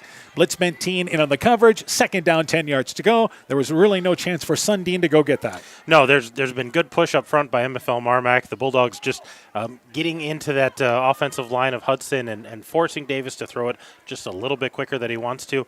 Receivers running great patterns, and they're able to get gains, but you got to have time to throw that football. Let's update you on the score. Starmont has now went to the half, and they lead North Butler 10-0 at the half. So Starmont's kicked a field goal in their game. Second down, 10 yards to go, and Hudson sends it back in motion that time. That is Olsen. He gets it on a jet handoff left side and cannot get to the edge. There's Tristan Kane. They tried to run the ball. The receiver Olsen ran a jet sweep as he went in motion from right to left, and no luck getting to the edge. They're going to lose yardage back to the 37-yard line. It's a loss of 5, and it's 3rd and 15. Yeah, just they haven't been able to get any kind of running play to the outside. They've had a little bit of success between the tackles, but that edge has been shut down by the Bulldogs. So third down and long. Been too many of these situations for Hudson tonight. 3 receivers to the right, a receiver to the left, and Schneider is to the right of the quarterback, Davis. So 3rd and 13, has some time. Davis looking right side. He's looking there. Olsen, near side, between the 40 and 30-yard line, inside MFL MarMac territory. A timing route, but he was overshot. It is incomplete. And that was McHugh in on the coverage. And it's 4th down, 15 yards to go. Again, Hudson got a first down. But then 3 plays later, they're going to have to punt the football away, trailing 27-3. Yeah, just not able to sustain anything, to get any kind of consistency. They've been running great patterns and passing the ball with some success, but not able to do it over and over and repetitive. Radloff back to receive along with, I believe, Christofferson. And here's the punt. Radloff, they kick it short. It bounces at the 35-yard line. Radloff will not have a chance to get it. It'll go inside the 30-yard line. Nice punt there by Heasley. Goes down to the 28-yard line. That ends up being a 34-yard punt. No return. And it's first down, 10 yards to go for MFL MarMac, leading 27-3 with 3 timeouts. They still have a lot of time to work with to add on. Well, they do, and they've been able to score pretty quickly, pretty efficiently. So with this amount of time and having all 3 timeouts, they're going to try to get it downfield and try to put some more points up on the board. Their own 27-yard line is where the Bulldogs take over, so they've had big running plays for touchdowns, a special teams touchdown, in control, 27-3 here in the first half. In the backfield, McHugh along with Powell, Blitzbentine back in at quarterback. First down, 10 yards to go, and they're going to run it right side with Powell. Powell gets to the 30-yard line, 35-yard line, steps over a tackler, and he gets out to the 40-yard line for first down. Again, Powell does such a good job, just kind of stuttering, picking, and choosing the hole. Found it out to the 40-yard line, 13-yard pickup. Well, he's so big and strong. He can run you over, but he's also so quick and athletic, so he's got those moves, and he follows the blockers, knows when to accelerate, knows when to create that contact, knows when to step around it. He's just a smart runner. Yeah, patience. First down, 10 yards to go at their own 40-yard line. 2 receivers to the left. And again, they are going to run the football up the middle, and it is McGew. McGew hit at the line of scrimmage, and that's it. Really one of the few times tonight that they haven't picked up chunks of yardage up the middle, but better defense by Hudson up front. And in run support there was Lyle Olson up front. I don't think he got back to the line of scrimmage. He didn't. 39-yard line. It's a loss of a yard. Yeah, that was kind of stuffed right at the line of scrimmage. Good push up front by the Hudson defense there, and that's the first time they've really shown some sparks of, hey, we need to get into the backfield. We need to slow down this run game. Inside 2 minutes left in our first half. Bulldogs in control, 27-3. 3 receivers to the left, and Powell is in more of a wingback spot, but it's an empty backfield. They send it back in motion, and it is Radloff getting it on the jet sweep. Radloff gets to the 40-yard line. First down inside Hudson territory. He's down to the 40, still on his feet. 30, 20, 10, gone. Touchdown, got it. He just had a 90-yard punt return for a touchdown. This is a 62-yard touchdown run here. And with 90 seconds left in the half, the Bulldogs roaring, leading 33-3. Yeah, 61 yards, takes it to the house, but they put that trip set tight, almost in a slot area. And when they gave that ball to Radloff going in motion, he just followed those blockers. And once he was able to get through that second wave of defenders, he was gone. A lot of green pulled away again. So now Cranbeer to add the PAT out of the blitz Benteen hole. The Bulldogs here excelling in this first half. Spot is down. It's high, but the spot is brought down. Kick is up, high enough, long enough, put it on the board. 1:37 left in the half. 34-3. Bulldogs in the lead. Let's take this break. As you're bringing in the harvest this fall, remember to watch for overhead power lines. A safety tip from Iowa's electric cooperatives. If you snag a power line, remain inside your vehicle and if possible, back away from the hazard. If your equipment catches fire, jump clear and avoid vehicle and ground contact. Call 911 and your local electric company immediately and train your crew on these risks and procedures too. Iowa's electric cooperatives want you to be safe and productive this fall. Alameda Clayton Electric, your Touchstone Energy cooperative. MFL MarMac football is brought to you in part by Vorwald Enterprises, Inc. in Monona, Conoco Floor Covering in Monona, Ashbecker Building Supplies in Rossville, Bruins and James Insurance, your Grinnell Mutual Agent in Monona, Culligan Water Conditioning in Elkader, and by Meyer Collision and Service Center in Guttenberg. 34-3, MFL MarMac in the lead here with 1:37 to go in our first half. Cranbeer to launch it away from the 40-yard line. Back deep to receive is once again Schneider, and also back there as well is Creel. Cranbeer launches it away. This is towards the middle of the field. It's picked up by Schneider. Schneider at the 6-yard line. Brings it up the left hash mark. Schneider gets across the 20-yard line, 25-yard line, stacked up there. And it's first down. It is 10 yards to go with 1:31 to go here in our first half. At the half, we'll talk with MFL MarMac basketball coach Eric Detbarn, boys basketball coach. He'll be our halftime guest tonight. Believe it or not, we're a month away from the start of that. That's crazy. Basketball season right around the corner, but right now all the Bulldog faithful are watching the football game here. So in this situation, first down, 10 yards to go at their own 25-yard line.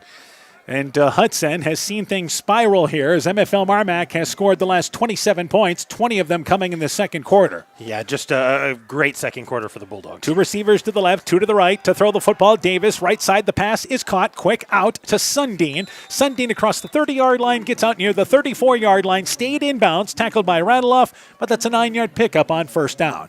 Hudson still has 3 timeouts to use, and they still have 1:15 to work with, but they are huddling, and they may want to quicken up the pace a bit. Yeah, they may go no huddle here. Just go up to the line of scrimmage, run their pass routes, try to get downfield, and try to get a quick score. 2 receivers to the right, 2 to the left, and Sundin to throw the football again. Same play. It's deflected at the line of scrimmage. Getting his hands up that time, number 58, Dylan Jones, batted it down at the line of scrimmage. They were looking for the same play to Sundin off the right side. Incomplete, 3rd and 1. Yeah, Davis just not realizing there's a defender there, looking for Sundin to pick up that first down, threw it right into the arms of a Bulldog defender. And substitutions, MFL MarMac, again, they've got depth, so they'll rotate guys in.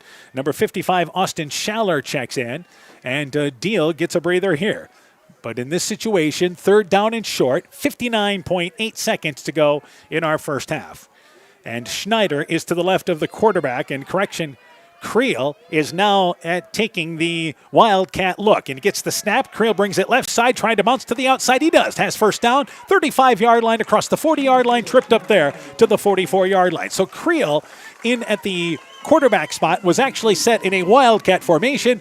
8-yard pickup, their best run of the night. Well, yeah, they're trying to find some kind of answer here of getting to the outside, and they decided let's snap it to Creel, just go from there, and able to get about an 8-yard gain. That was their best gain on the ground. So now a first down, fresh set of downs. Davis back in at quarterback, rolls out to the right. The pass intended for Olsen, near side, overshot. It is incomplete, and it is second down, 10 yards to go. So they brought Creel in that situation to just get the first down. Yeah, and it was a nice run, and like you said, a gain of 8. Maybe something that they can talk about at halftime, maybe mix that in and be able to mix in the run a little more. They've used about a minute on the clock here, and it's 2nd and 10, and they're only to their 43-yard line right now. Yeah, they started this drive on their own 25, so they're going to have some bigger chunks and not use so much time. Meanwhile, Hudson wants a timeout here to talk things over. Looking at 2nd and 10 with 39 seconds to go. Bulldogs with the lead 34-3. Let's take this timeout. Hi, this is Cody from Torkelson Motors in Elgin and Walk-On. At Torkelson Motors, we believe that student involvement in activities is a great way to help grow our communities, and we are proud to help sponsor this game for your enjoyment. We've been serving Northeast Iowa since 1926 and appreciate the business that our customers have given us and the support they provide to our area schools and communities. So the next time you're in need of a new or used vehicle or a repair, stop into Torkelson Motors. We've been selling cars the old-fashioned way with a friendly smile and a handshake right here next door in Elgin and Walk-On.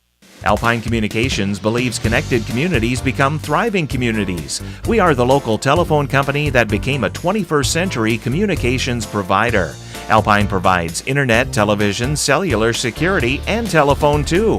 We promise personal, timely, reliable service from people who live here. When you choose us, we all thrive. Connect with Alpine Communications today. Click alpinecom.net or call 563-245-4000. Davis rolling out to the right, throws it down the field, down at the 20-yard line on the near side, intended for the number 11 there in Sundin, but it is incomplete. It is no challenge there on the play that was thrown a couple of yards off at the 15-yard line. In on the play, Powell and Radeloff on the secondary. It is third down, 43 yards, third down, 10 yards to go from the 43-yard line. And Davis flushed out of the pocket again that time, so had to throw it on the run as he was rolling to his right and not able to hook up with his receiver here. Now they're looking at 3rd and 10, so they got to pick this up just to keep the drive going, but I assume they're in 4-down territory here as the time is ticking away from them. Yeah, down to 31 seconds to go. Third down, 10 yards to go. 2 receivers to the left, 2 to the right. Back to Davis. Davis to throw the football again. Steps up, hit as he throws it, but it's complete. No, Sundin couldn't haul it in at the 50-yard line. Tried to turn before making the play. It is incomplete. It'll be 4th and 10. 26 seconds to go in the half. Davis took a shot from Tristan Kane. He's all right, though, and it's 4th down, and Hudson is going to have to punt the football away. Yeah, they're going to punt this football away. I thought maybe midfield, give it a shot, try to pick up the first down, maybe take a couple of shots in the end zone, but they're content to kick this away, and they're going to have to defend this because MFL ran the last punt, or the 2 punts ago, they ran into the house. And MFL MarMac, I think what Hudson is thinking is they're so concerned about giving MFL MarMac the ball and time to score with 3 timeouts. High snap to Heasley. He's able to go get it. Turns around, gets a kickoff there. Radeloff calls for the fair catch at the 25-yard line. It's there, and he makes it at the 25-yard line with 19.6 seconds to go in our first half. First down, 10 yards to go at their own 25-yard line. Bulldogs with 19.6 seconds to go have 3 timeouts. Maybe you run it here. If you break a big play, great. Otherwise, you're content with an outstanding first half. Well, and an outstanding second quarter. I mean, they scored a couple times in the first quarter, but, man, that second quarter, they just poured it on. They had a special teams touchdown. That was an impressive display there and really put Hudson in a hole. At the half, again, we'll talk with MFL MarMac. Boys basketball coach Eric Detbarn, our halftime guest. Get you caught up to date on scores as well. First down, 10 yards to go. Bulldogs here look like they're going to run a play. And on 1st and 10, it is Blitzman teeing up the middle with McGeough. McGeough gets across the 30-yard line, 31-yard line, picks up 6 yards up the middle. And the Bulldogs will be content to get this game to the half. But MFL MarMac with a dominant first half. MFL MarMac leads Hudson 34-3. We're at the half. When we return, our halftime interview, first half stats and more. You're listening to high school football on KCTN, Garnavillo, Elkader, Iowa. When making up a to-do list, don't forget to include servicing your car at Edie's AC Delco Service Center in Garnavillo. Your car should have the best care, and Edie's will make sure of it. Stop in or call 964-2186 to make an appointment. Tires worn out? Well, Edie's can replace them. Need a tow? Call Edie's at 964-2186. Kay, Lynn, and Todd invite you to stop by and fill your car's tank with fuel at Edie's AC Delco Service Center in Garnavillo. Edie's open 7 a.m. Mondays through Saturdays. Hi, Justin Birdnow here from Birdnow Chevrolet of Monona. I want to take a moment to extend a heartfelt thank you to all of our incredible customers and the amazing local athletes who have shown us unwavering support over the years. Just like you, we're all about the winning edge. That's why it's our goal for our customers to feel like they have scored big when they leave our dealership. Stop by today or visit us online at birdnowmonona.com. And remember, you have to get to our place. You'll love the way we treat you. Strawberry Building Supply offers all your building materials for residential and commercial projects. Whether you're building from the ground up, remodeling your home, or a weekend project, we have the materials you'll need. We are an authorized Milwaukee dealer for all your Milwaukee tools. Strawberry Building Supply also has everything you'll need for your pets and livestock. Stop into Strawberry Building Supply today at 413 West Mission Street, Strawberry Point, or call 563-933-4579. Elkader Tax and Bookkeeping are proud supporters of all of our local high school sports teams. We want to wish everyone the best of luck on their season. We are here for all your tax, payroll, and bookkeeping needs. Give us a call at 563-245-2154. Again, that number is 563-245-2154. Thank you from Kurt and Ann at Elkader Tax and Bookkeeping, located in downtown Elkader. Epic Wear. Get personalized clothing for your school, your team, family, friends, business, or any event. Epic Wear has a huge range of customizable apparel, trophies, and awards, and they offer free design help or design your own apparel at getepicwear.com. And you can even set up a free web store for your fundraiser. Make sure to check out the selection of Bulldog Spirit Wear and Iowa-themed items at the Monona location. Epic Wear, located in downtown Monona and Waukon. Call 563-539-2300 to place your order today. While out and about, don't find yourself stuck at the side of the road. At Edgewood Auto and Tire, our trained technicians work on all autos, trucks, semis, and heavy duties. We offer premier alignment service and DOT inspections and carry all major lines of tires. Call or ask about our current tire rebates. If you're in a bind and need a tow, give Edgewood Auto and Tire a call at 563-928-7333. Available 24 hours a day, 7 days a week. We offer a mobile tire repair service to get you back up and going, either on your farm or on the road.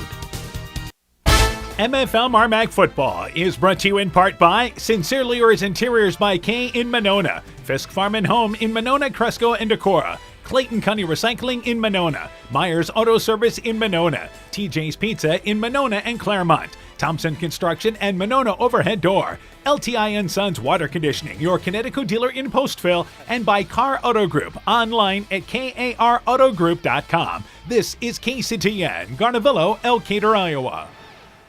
Welcome back to Monona at the half. MFL MarMac leads 34-3. Other scores: Monticello leads North Fayette Valley at the half 21-0. Starmont leads North Butler at the half 10-0. Don Bosco leads Edco at the half 21-6. We expect to give you a Postville Bellman Clemmy update in just a bit. So our halftime guest tonight, we're joined by MFL MarMac boys basketball coach Eric Detbarn.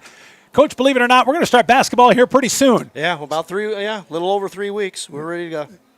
And I know that you're hoping that the basketball season, even if it's pushed back a little bit with the football success, you'd be okay with that. Oh, yes, I would be. I would like to see that. Anytime you get a chance to play in a state championship game, that's pretty special as a high school kid. Yeah, you guys would have no problem with that. All right, let's talk about, first off, who's back for you guys coming up this season? Well, it starts with our three starters that are back, Wyatt Powell, Carver Blitz-Bentine, and Parker Keel. All three of those guys have started the past couple years for us. Especially Wyatt and Carver. They've played for 3 years already for us. So it starts with those three guys. And then we have kids like Bryce Deal will have to step in. Brock Hackett, who's injured right now. Hopefully he'll be ready for basketball season. Carter Lightfoot, and then Landon Meany. All right, so you mentioned those guys. A couple of younger guys going to play a bigger role for you this year. Yeah, they're going to need to. They're going to need to step up. A lot of those guys have had experience the past couple of years, and hopefully we can lean on the experience that they've had. All right, any other kids you expect to kind of contribute this season at all? Well, hopefully we got kids like Cade McKellen, Jaron Willie, Sawyer Keener's going out again this year, Ethan Goltz, kids that have played for us the past three or 4 years, and hopefully we can use them. All right, let's talk a little bit about maybe what you guys did over this summer to get ready for the season. Well, we played in Prairie League, so we went over and played league ball this summer, and it was kind of tough to get all the kids there with the success we had in baseball and things like that. So, but the kids did work a little bit, and hopefully we'll be ready once basketball starts. I think this has been a good run. Started with you guys to the state tournament. Started with football last year for boys sports. This past calendar year, what a year it's been. Yeah, and then baseball went to the sub-state game. That hasn't happened since 2003, 2004, something like that. So, there's been a lot of success around here as far as boys sports are concerned. I think Jed Jones was a pitcher on that team, isn't it? Yes, he was. And I was the coach. That's right. So I think Jed's shoulder still hurts a little bit there, but he almost pitched you guys all the way to state that year. Let's talk, though, getting back to basketball, as far as the Upper Iowa Conference. Who do you see as teams to reckon with in the conference this year? Well, teams that have kids coming back would be like North Fayette Valley. They should be tough. Southwind gave us they were tough on us last year. We had 2 real good ball games with them. They got some kids coming back, and then Kehigh's got some athletes coming back too on their team. So. All right, so you guys kind of ran through the conference last year. As far as non-conference wise, who are you guys playing this year? Oh, we have Waukon and New Hampton. We just picked up New Hampton this week. We play them at Upper Iowa in middle of January.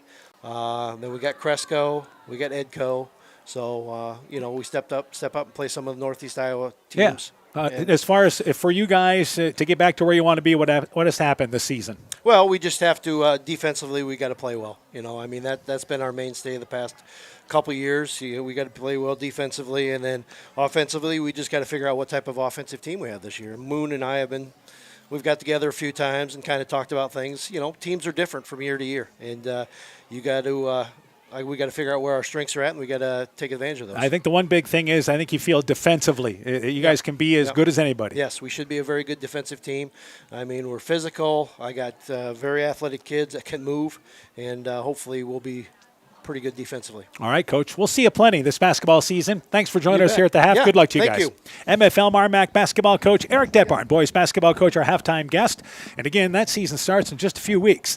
Another score to pass along. Bellman Clemmy leads Postville at the half, 35-0 in a game that's going on at Wartburg College. We'll take a break. When we return, first half stats. You're listening to MFL MarMac football from KCTN Sports. Bulldogs lead 34-3 at the break. Broadband is more important and versatile than ever, and you no longer need a home phone to utilize Neat's fiber broadband service. Freedom plans are now available to all subscribers on Neat's fiber network in and around Farmersburg, Luena, Monona, Postville, and St. Olaf. With speeds up to 250 meg, Neat's managed Wi-Fi is also included at no additional cost. Call today for more information on Neat's new Freedom plans and enjoy reliable, super-fast broadband internet service from Neat. Call us at 539-2122 today to discuss which Freedom plan is best for you. Neat, connecting you now. You work hard to make sure your family has everything they need. Life insurance from American Family Life Insurance Company can help financially protect your loved ones by replacing a portion of your income if you were to pass away. That means your family will have the help they need to maintain their quality of life and pursue their dreams. Get the peace of mind you deserve by protecting what matters most. Contact Julie Depke, agent at 563-245-2366 today. American Family Life Insurance Company, 6000 American Parkway, Madison, Wisconsin. People's State Bank is locally owned and locally managed with 20 convenient locations in southwest Wisconsin and northeast Iowa. If you're looking for a place where you're more than just a number, but still have access to convenient technology, we're it. As a community bank, we're proud to support many of the local charities, county fairs, community events, and more. When you become part of People's State Bank, you can be confident that you're standing with a good cause. People's State Bank, community-minded, just like you. Member FDIC and equal housing lender. It's back to school time again, and that means the fall sports season is in full swing. Dr. Mark Foey, Dr. Jessica Wilkie, Dr. Courtney Wicken, and the staff of Family Dentistry Associates of Agronomy to energy, grain to feed, Viafield is excited to provide growing opportunities for both producers and consumers at 18 locations throughout northern Iowa and southern Minnesota. Want to learn more about Viafield? Go to viafield.com. Viafield is a proud supporter of our local student athletes. MFL MarMac football is brought to you in part by Sincerely Yours Interiors by K in Monona, Fisk Farm and Home in Monona, Cresco, and Decorah, Clayton County Recycling in Monona, Myers Auto Service in Monona, TJ's Pizza in Monona and Claremont, Thompson Construction and Monona Overhead Door. LTI & Sons Water Conditioning, your Connecticut dealer in Postville, and by Car Auto Group, online at karautogroup.com. This is KCTN, Garnavillo, Elkader, Iowa. Welcome back to Monona. MFL MarMac leads at the half, 34-3 your score. Bulldogs turned it over on their first drive. Otherwise, offensively, they've been a machine. Blitz Benteen started the scoring on the second drive with a 53-yard run. Now, Hudson answered on a 36-yard field goal to bring him back within 7-3. But then McGew, I should say, had a 16-yard run. That was after he had a 46-yard run. At the end of the first quarter, MFL MarMac led 14-3. But in the second quarter, Blitz Benteen had a 9-yard run, rattle off a 90-yard punt return, and then rattle off a 62-yard run. They lead 34-3 at the half. We turn things over to Coach Aaron Hammond. Let's go through the first half totals, and let's start with MFL MarMac. For the Bulldogs, they're led by Blitz Benteen on the ground with 5 carries, 99 yards. McGew's got 6 carries for 86 yards. Powell's got 5 carries for 49 yards. Radloff got that 1 carry for 61 yards. And Elias Hatt 1 carry for 7 yards. So they've got 18 carries, 302 yards of offense on the ground. Touchdowns by McGew of 16, Radloff of 61, and Blitz Benteen had a 53-yard touchdown and a 9-yard touchdown. Hatt has attempted 2 passes, has not completed either one of those. 302 yards on the ground. That's just power football. A dominant first half. And look at their touchdown runs here. As far as 53, 16 and 9 seems short. Then a 62-yard run as well. Let's go to the totals for Hudson, and it's just the opposite for them. They're throwing the football. Yeah, they're throwing the ball. Davis has completed 12 of his 27 passes. He has 129 yards. His top receiver is Lyle Olson, 5 catches, 37 yards. Sundin has 4 catches for 30 yards. Bell with 2 catches for 16 yards, and Schneider that 1 catch for 46 yards, the big gainer there. They've got on the ground, Creel's got 3 carries for 6 yards, Davis 3 carries for 9 yards, Schneider, he has 5 carries for 3 yards, and Olsen had that 1 carry for -4 yards, so 14 yards of rushing on 12 carries. A total of 143 yards for the Hudson Pirates tonight, most of it in the air. And we talked about it a little bit off air. I think they have the right game plan. Those short passes try to get MFL MarMac out of their comfort zone, but just a lot of missed catches, a little off target, and just not able to do anything consistently. All right, what is that total yardage once again for Hudson in the first half? For Hudson, they had 143 yards of offense. Yeah, I think if you said right there at the half, you got 143 yards and most of it's passing, they figure we're in this ball game right now. Yeah, absolutely, and just not able to sustain anything. You know, they've had a couple of good passes and then they get behind the sticks, or not able to convert that third down and pick it up and having to punt. All right, so at the half, MFL MarMac leads 34-3. Hudson gets the ball to start the second half. Let's update you on scores. Bellman Clemmy again leading Postville at the half, 35-0. Don Bosco leads Edco at the half, 21-6. North Fayette Valley has just scored on their opening drive of the third quarter. Monticello leads North Fayette Valley 21-7, and Starmont leads North Butler at the half, 10-0. And again, Postville Bellman Clemmy is a regular season game. Those other games are playoff games, and those games are now at the half with the exception of NFV in the third quarter. So we'll take a break. When we return, second half action. Hudson to receive the second half kickoff with the Bulldogs enjoying a 34-3 halftime lead. Let's take this break. Stronger, farther, faster. It all starts with good nutrition. Clayton County Farm Bureau is proud of our livestock farmers who provide high-quality protein needed to fuel our young athletes. The ultimate pre- and post-game fuel-up can be found in meat and dairy foods grown right here.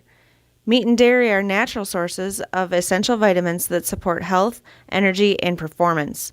We know our student athletes are the real deal, and Iowa's livestock farmers are committed to helping them reach their goals. To learn more, visit realfarmersrealfoodrealmeat.com. For generations, local farmers have trusted Freedom Bank to provide the financial backing they need to succeed. We have a long tradition of empowering success, and that continues today. We offer competitive financing options at competitive rates, whether for equipment purchases, building construction, land purchases, or operating capital. Visit one of Freedom Bank's experienced ag loan professionals in Elkader, Monona, Postville, and Waukon, or online at freedombnk.com. Member FDIC. Hey, sports fans, take a time out and call Garms Financial Services. Their team of agents can show you how to save money on all your insurance needs with Grinnell Mutual. Whether you need auto, home, farm, crop, or business insurance, Garms Financial Services has you covered. You'll also receive quality protection, expert advice, and local friendly service. Call Brian Bugenhagen, Cheryl Wagner, Emily Bazin, or Kayla Olson today for a free competitive quote. Garms Financial Services in Elkader, your trusted choice agency. This is Chris Holbert, General Manager of Hall Robertson Incorporated in Postville.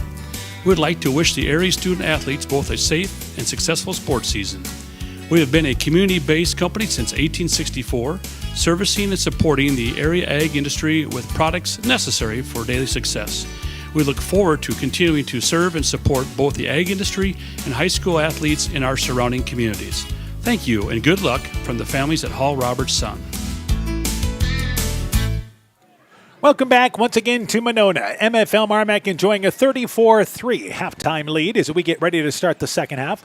We do not feel that they're going to put 3 minutes back on the clock, so we're going to get to this second half here. Hudson gets the ball. I know you're down big, but I think your game plan stays the same. Let's see if we can move the ball through the air, have some success. It's got to start this opening drive if you're going to crawl your way back into this. It does. It's got to start with those, short passes, gain 5-6 yards on a pass, move the ball consistently, march yourself down the field, and you got to punch it in for a score. Your bigger concern for Hudson is how do you stop MFL MarMac running the football? Yeah, 300 yards of offense in that second quarter. They were never stopped until they got to halftime. So they've got things greased and running well on the other side of the football. You got to find an answer defensively. Otherwise, this is going to get out of hand. All right. By the way, North Fayette Valley scored their opening drive in the third quarter. Monticello answered.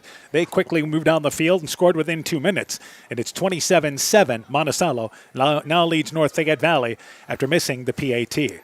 So this is the start of high school playoffs tonight. 4 teams in our area in the postseason: MFL MarMac, Starmont, Edco, North Fayette Valley.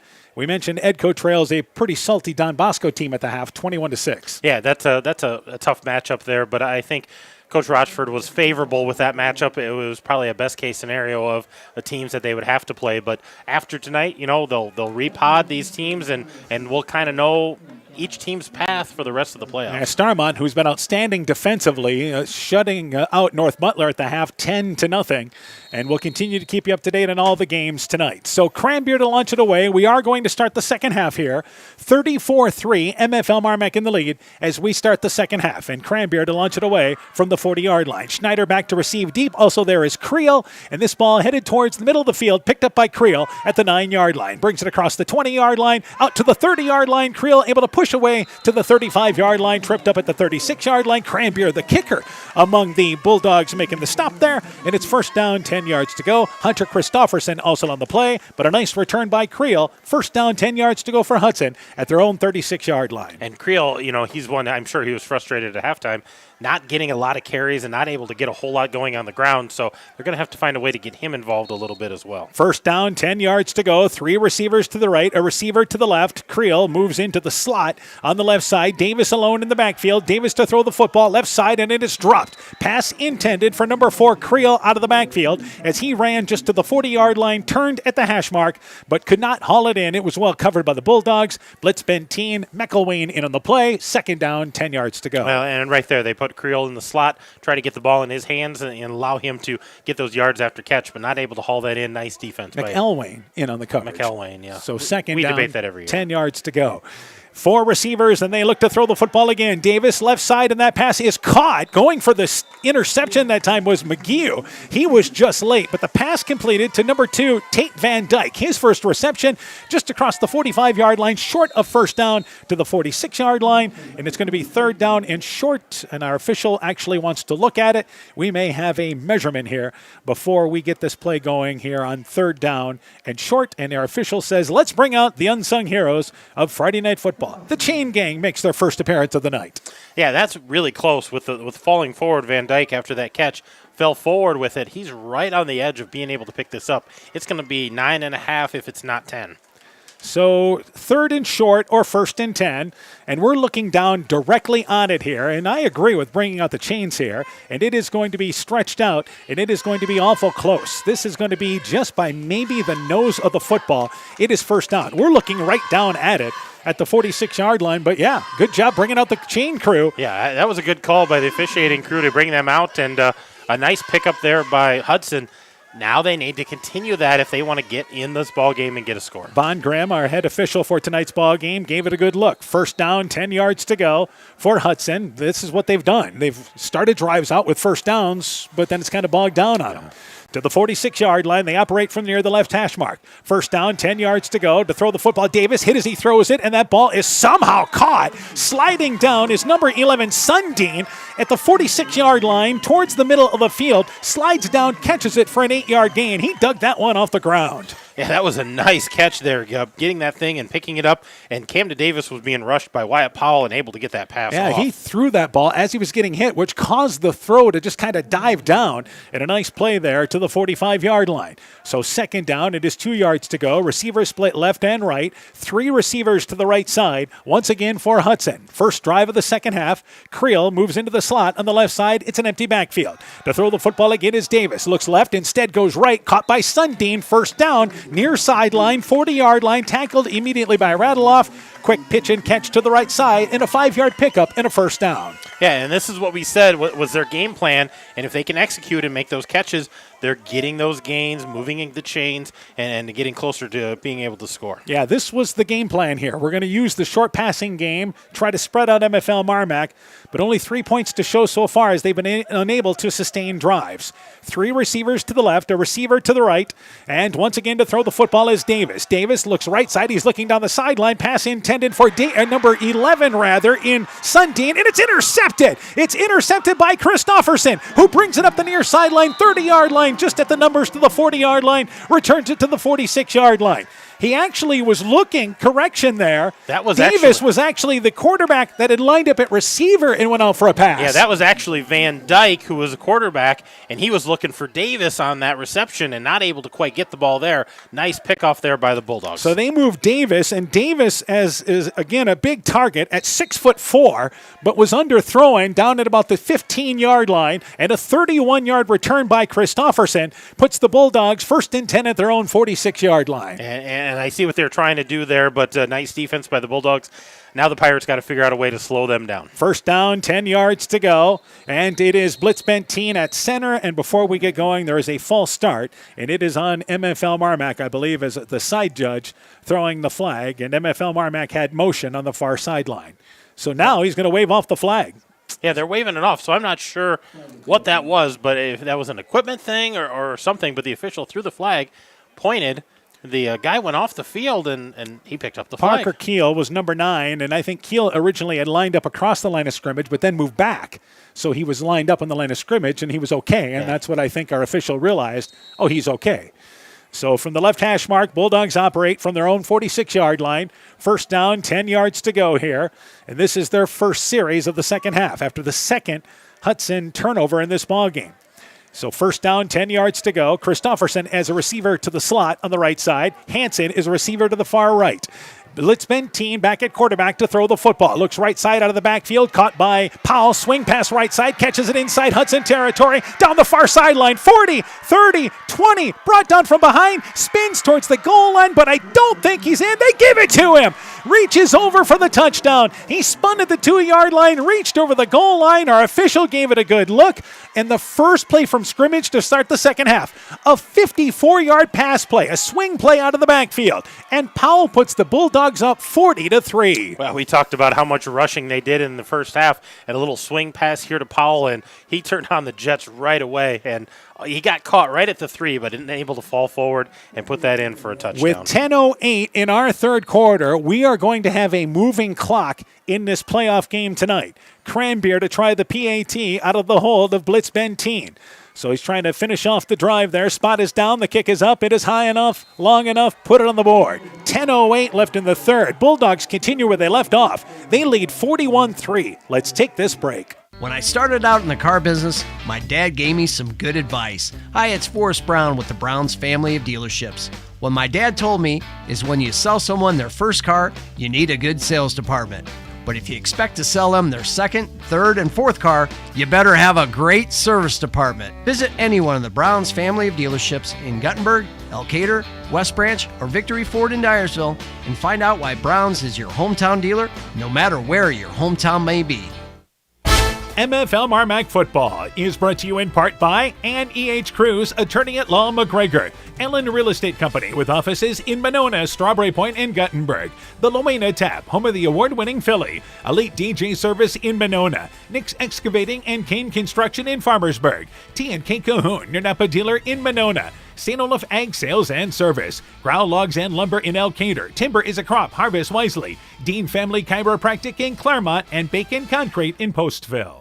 So just like that, MFL MarMac kicks it off, and the ball quickly returned by number 4, Creel, who brings it out to the 20-yard line, fielded it inside the 10-yard line, and it's first down, 10 yards to go for Hudson at their own 21-yard line, and the clock moves now with a 35-point rule in effect. MFL MarMac leading 41-3. Yeah, Schneider not able to get that ball past the 20, and a nice tackle by number 6, an open field tackle there to start the Pirates here on the 20. 54 yards on that pass. Blitzman team to Paul. You bet. And the PAT by Cranbeer. First down, 10 yards to go, and as Davis drops back, that play blowing up. Deal makes the play there, and it looked like right away that play never really got going like they wanted to. Never had the ball. That ball kind of came through and not able to get a handle on it, and he's going to lose about 3-4 yards on this. Lucky just to fall on that ball to prevent any worse damage. Back to the 16-yard line, so it's a loss of 4 yards. Second down, 14 yards to go.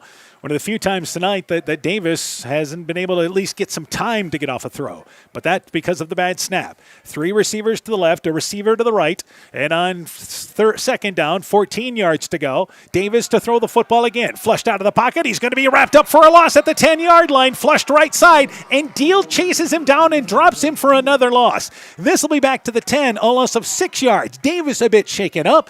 And it's third down and 20 yards to go now for Hudson. And Davis walking back to the huddle, and he's going to be all right for this third down play. Yeah, just a little gingerly walking back there, but he kind of got wrapped up and taken down, and no time to throw the ball here. The Bulldogs have figured out some kind of scheme here to rush the quarterback. So all the way back to the 10-yard line where it's third down, 20 yards to go. 2 receivers to the left, 2 to the right, third and forever. And to throw the football again is Davis, and that ball is dropped looking towards the middle of the field for Sundin at the 20-yard line, just trying to get back some of that yardage, but it is incomplete. Sundin with a drop there as he had to go to his knee to try to get it, and it will be 3 and out for Hudson as the clock moves under 8 minutes left in our third quarter. And you know, I've been impressed with Camden Davis's arm. He slings it very, very well. There's been a few drops tonight by some of his receivers, but the ball's there. He's on target tonight. Heasley stands back at his goal line to launch it away for Hudson. And back to receive the lone Bulldog back there is Radloff. Has a 90-yard punt return, gets the punt off, and I believe that punt squibs off the side of the foot, near side. Blocked. I think Nick Elwain came in trying to block it and had no luck, but the ball just hit off the side of the foot and goes out of bounds at the 26-yard line on the near side. This is only going to be a 16-yard punt as Heasley had to hurry it up because of the pressure by MFL MarMac. Yeah, the pressure is what caused it. I don't think it was touched by a Bulldog, but it definitely came off the side of his foot and squibbed right here towards the sideline.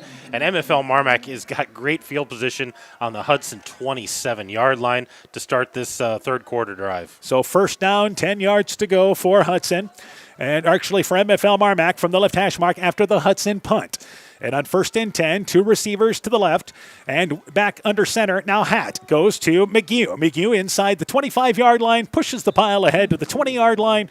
Tackled there by Van Dyke among the host of Hudson defenders. Heasley there as well. And it is a 6-yard pickup by McGew up the middle. And McGew is knocking on the door of 100 yards. Blitz Benteen's almost got 100 yards. Radloff 60 yards. Powell 50 yards. They've got a lot of guys that have just been eating up lots of yardage. Yeah, this is what they do. They spread the wealth with the running game they have, and each of them has a big run in this game. They do. McGew has a 46-yard run, which he didn't even score a touchdown on. So second down, 4 yards to go.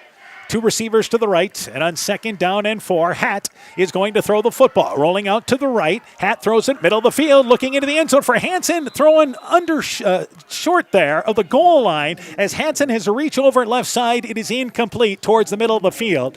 Hatt had to deliver that ball a little bit closer towards the middle of the field, overshot him, incomplete, 3rd and 3. And Elias Hatt there that time rolling out to his right, throwing across his body as his receiver was running that deep crossing route right on the goal line and just a little out of reach. That was a great effort by Eli Hansen, a pass that was overshot to at least dive for it and try to get to it. So 3rd down, 3 yards to go, back to the left hash mark. And double wing set this time. And on 3rd and 3, Paul goes in motion. Had to throw the football again. Rolling out right. He's looking long, looking for Radloff in the end zone. The pass is underthrown. It is knocked away on the inside there by Carter Baiting, who was able to at least turn around and defend the pass near the right corner of the end zone. Laid out well by Hatt, but just a bit underthrown. And it's 4th down for the Bulldogs. And the receiver there that time tried to go up for the ball, and it was underthrown. If he tries to come back through the defender, maybe he gets that call, but it looks like MFL MarMac's going to trot out the field goal here. You know, they have confidence. They hit a 42-yarder in, again, not great conditions at Central Springs last week. This one here will be a 37-yarder, so better conditions tonight. Cranbeer is 4 of 6 field goal-wise this year. And before we get this spot going, Hudson entered the neutral zone, and Cranbeer may be disappointed because his chance to maybe kick that field goal just been taken away because Hudson rushed from the left side and jumped off sides. I believe Blake Taylor may have been the guilty party on the left side. It is offsides against Hudson, which gives MFL MarMac a 1st down. Well, they only needed 3 yards, and that 5-yard penalty is going to get them 1st down. Bring the offense back out on the field, and here's MFL MarMac, another chance to keep it drive, punch it in the end zone. So 1st down, 10 yards to go. Hatt continues at quarterback. McHugh in the backfield along with Powell. Left side, Christofferson as a receiver. And it is 1st down, 10 yards to go to the 15-yard line. Hatt runs the football up the middle. McHugh goes inside the 10-yard line, bullies his way down to the 5-yard line, picks up 10 on 1st down, and it's going to be 1st and goal for the Bulldogs at the 5-yard line as they continue to own the line of scrimmage. They do. They own the line of scrimmage, and McHugh doing a great job following his blockers, looking for those holes, trying to get through, and just going to be a hair shy here of the 1st down, but a great gain of 9 yards on 1st. Yeah, he fell forward to the 5-yard line. His knees hit down at the 6, and that's where they're going to mark him down. So it's a 9-yard pickup. Inside 4 minutes left in our 3rd quarter. Bulldogs in control, leading 41-3. They operate from the left hash mark here. So MFL MarMac, since early in this ballgame, the exception of their first series, they have been dominant offensively.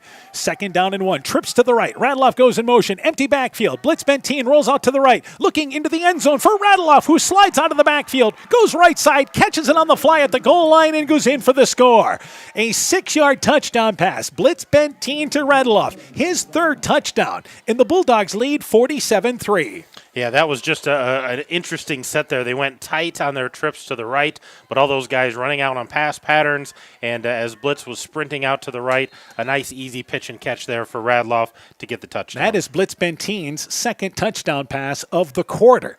And Cranbeer now, instead of a field goal, he'll settle for the PAT. Blitz Benteen to hold. Spot is down. Kick is up. High enough, long enough. Put it on the board. 3:41 left in the 3rd. Bulldogs lead right now by a score of 48-3. You're listening to high school football from KCTN Sports. The Woodland Eye Clinic in Elkader and West Union are proud sponsors of high school sports. We are committed to bringing our patients the highest level of total eye care with detailed one-on-one attention. Our offices offer the newest technology and equipment with a professional team of experienced staff that is committed to you. Call us today for your next total eye care appointment. The Woodland Eye Clinic in Elkader and West Union supports all of our local athletes taking the field or court this season. When I started out in the car business, my dad gave me some good advice. Hi, it's Forrest Brown with the Brown's family of dealerships. What my dad told me is when you sell someone their first car, you need a good sales department. But if you expect to sell them their 2nd, 3rd, and 4th car, you better have a great service department. Visit any one of the Brown's family of dealerships in Guttenberg, Elkader, West Branch, or Victory Ford in Dyersville and find out why Brown's is your hometown dealer, no matter where your hometown may be. Cranbeer to launch it away. Back to receive there is Schneider. Bobbles it at the 10-yard line. That's the far sideline. Brings it out to the 20-yard line. He'll be stacked up there. First down, 10 yards to go. An 11-yard return. Bulldogs scoring on a 6-yard touchdown pass from Blitzbentine to Radeloff. And the PAT by Cranbeer makes it again a 48-3 lead with the clock moving as we go towards the 3-minute mark in our fourth quarter. Well, and this clock has been moving most of this third quarter. Once they got that early touchdown, it's been continually moving here. It's going to go fast. Hudson's got to find something. I know this game's kind of out of reach, but they still want to try to put it in the end zone at some point. I think, to be honest with you, we're surprised at how this game has went tonight. Not that MFL MarMac's winning, but by the way, how much they're doing this. And to throw the football, Davis, right side to Sundin, catches it and dropped immediately by Radeloff. Great job by Sundin, who went up, and as he turned, got hit by Radeloff, who dropped him right at the 26-yard line. But Sundin, a tough kid, hung on to it, a 6-yard pickup. Yeah, nice gain there. And again, this is something that Hudson has been able to do, just not on a consistent enough basis. But those little 5-6-yard gainers have been huge. Second down, 4 yards to go. Hudson now looking to get at least some points here in the later part of the third quarter. Davis throws off his hip and completes it up the seam. Right side, the pass caught by Olsen, who's having a great game. And he's brought ahead to the 46-yard line. Picks up 20 yards there as Davis kind of bailing out. It's just slung its sidearm across the middle of the field. Yeah, just a little different delivery that time, but a 20-yard completion there and moves the sticks. Keeps Hudson going down the field. This is what we know they're capable of doing. So first down, 10 yards to go at their own 46-yard line. 3 receivers to the right, a receiver to the left. Davis piling up some good numbers tonight. First down, 10 yards to go. Creel moves in motion out of the backfield to the left side. 5 receivers, empty backfield. Davis, right side, caught by Sundin. That's the near side, 50-yard line. Gets ahead to the 49-yard line. Picks up 5 on just a quick in route on the right side. McGee, Radeloff came up on the tackle, and it's second down, 5 yards to go. The percentage tonight for Davis has to be good. It's not great. He's about 50% tonight, but he's got close to 200 yards now, so he's got a lot of yards. He just hasn't been able to put them all together at the same time. Yeah, well, you mentioned a few drops that have hurt them as well. Second down, 5 yards to go. So Hudson inside MFL MarMac territory to the 49-yard line as we're down to a minute left in a fast-moving third quarter. And Creel is to the right of the quarterback, Davis. They'll send out 4 receivers here. Davis to throw the football again. He's got time looking down the field, up the left hash mark. Intercepted again. It's MFL MarMac intercepting the pass. McGee brings it back across midfield. Tackled at the 48-yard line. 10-yard return on the interception. Third Bulldog pick of the night. First and 10 here in the closing seconds of the third quarter. Yeah, just little overthrown there and a nice read by McGee, and he gives a nice return to get it back to midfield. But you can see Davis having some success trying to press a little farther down the field, and that one just a little too overshot there. Yeah, looking for Olsen up the left hash mark, but overshot him and catching it, McGee, just like a receiver that had just turned around and found the ball right there. First down, 10 yards to go, likely the final play of our third quarter. Hatt back in at quarterback, left side to Powell. Powell gets to the 45-yard line, tackled there once again by Olsen, but a 4-yard pickup, and the third quarter comes to an end. MFL MarMac on their way to the round of 16. They lead 48-3 as we go to the fourth. You're listening to high school football from KCTN Sports. At Top Gun Customs, we know that cars are complicated. We can handle all the complex new features of any vehicle, foreign or domestic. Not only will it look like new, it'll perform like new. At Top Gun, we don't care if it's a 30-point buck or just your neighbor's cat, big or small, we like them all. Top Gun also does fiberglass repairs, boats, motorcycles, guitars, detailing, paint corrections, headlight restoration. There's not much we don't do. Call Bob or Nancy at Top Gun for details and to schedule your repairs today. 563-964-9899.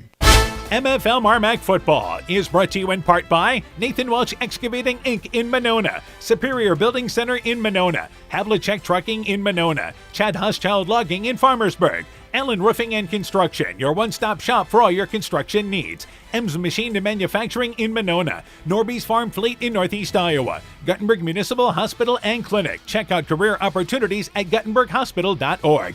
And Furniture Showcase in Old Wine, lighting showroom, flooring, furniture, and window treatments. MFL MarMac puts up 14 points in the third quarter. They lead 48-3 as we start the fourth quarter, and the Bulldogs have second down, 6 yards to go at Hudson's 45-yard line. Yeah, and they're going to continue to move the ball. I expect to see a few subs here probably after this series. Different guys, different situations here, and try to keep everybody healthy for that next round. And I expect to see, again, you go down the line as far as substitutes in this fourth quarter. Hatt continues at quarterback to throw the football. Rolling out right. Hatt's looking long. He's looking for Christofferson near side at the 5-yard line. Catches as he fights off the defender at the 5. Goes in for the score. Touchdown. Got it. Hatt laid it out beautifully. Christofferson, a great read. Another big play. 45-yard pass play, and the Bulldogs lead 54-3. Well, and you can see Hatt, he was on the verge of getting a big gainer, and he's just not able to find his guy, and that time laid it out beautifully, and Christofferson fought off the defender there and able to create that yard space, haul it in for the touchdown, put some more points on the board. Is that Hatt's first completion of the ball game? That's his first completion night. So they have completed 3 passes for 3 touchdowns in this football game. Yeah, 54 yards, 6 yards, and now a 45-yarder for Hatt. So now Cranbeard at the PAT. Spot is down, kick is up, high enough, long enough, put it on the board. 9 seconds into the fourth quarter.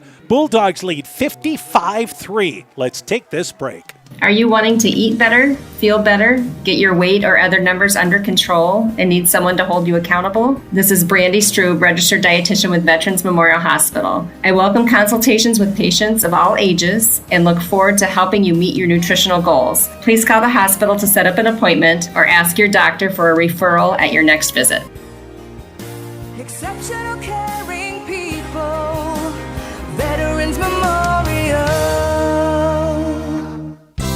Being good at life means getting your finances together so you can focus on the moments that matter most. With over 175 years of expertise, New York Life Insurance Company provides you with benefits you can enjoy while you're, living. So give your local agents, Andrew Reimer or Troy Springer in both Guttenberg and Monona, a call. You can reach Andy or Troy at 563-252-2471. That's 563-252-2471. They can help you and your family be good at life. MFL MarMac launches it away. Creel picks it up at the 10-yard line, brings it up the middle of the field, 20, 30-yard line. He's across midfield, brings it near side, down to the 20-yard line, and forced out of bounds there. Great return by Creel on the kickoff for Hudson, taking it nearly to the house. Instead, he brings it down to the 20-yard line. 16-yard line is where they mark him out of bounds. 1st and 10 for Hudson. Yeah, nice return there by Creel. He hasn't had the ball in his hand a lot tonight with any space, but has a little room there, able to get a big return. And Hudson's in business here, try to get a score.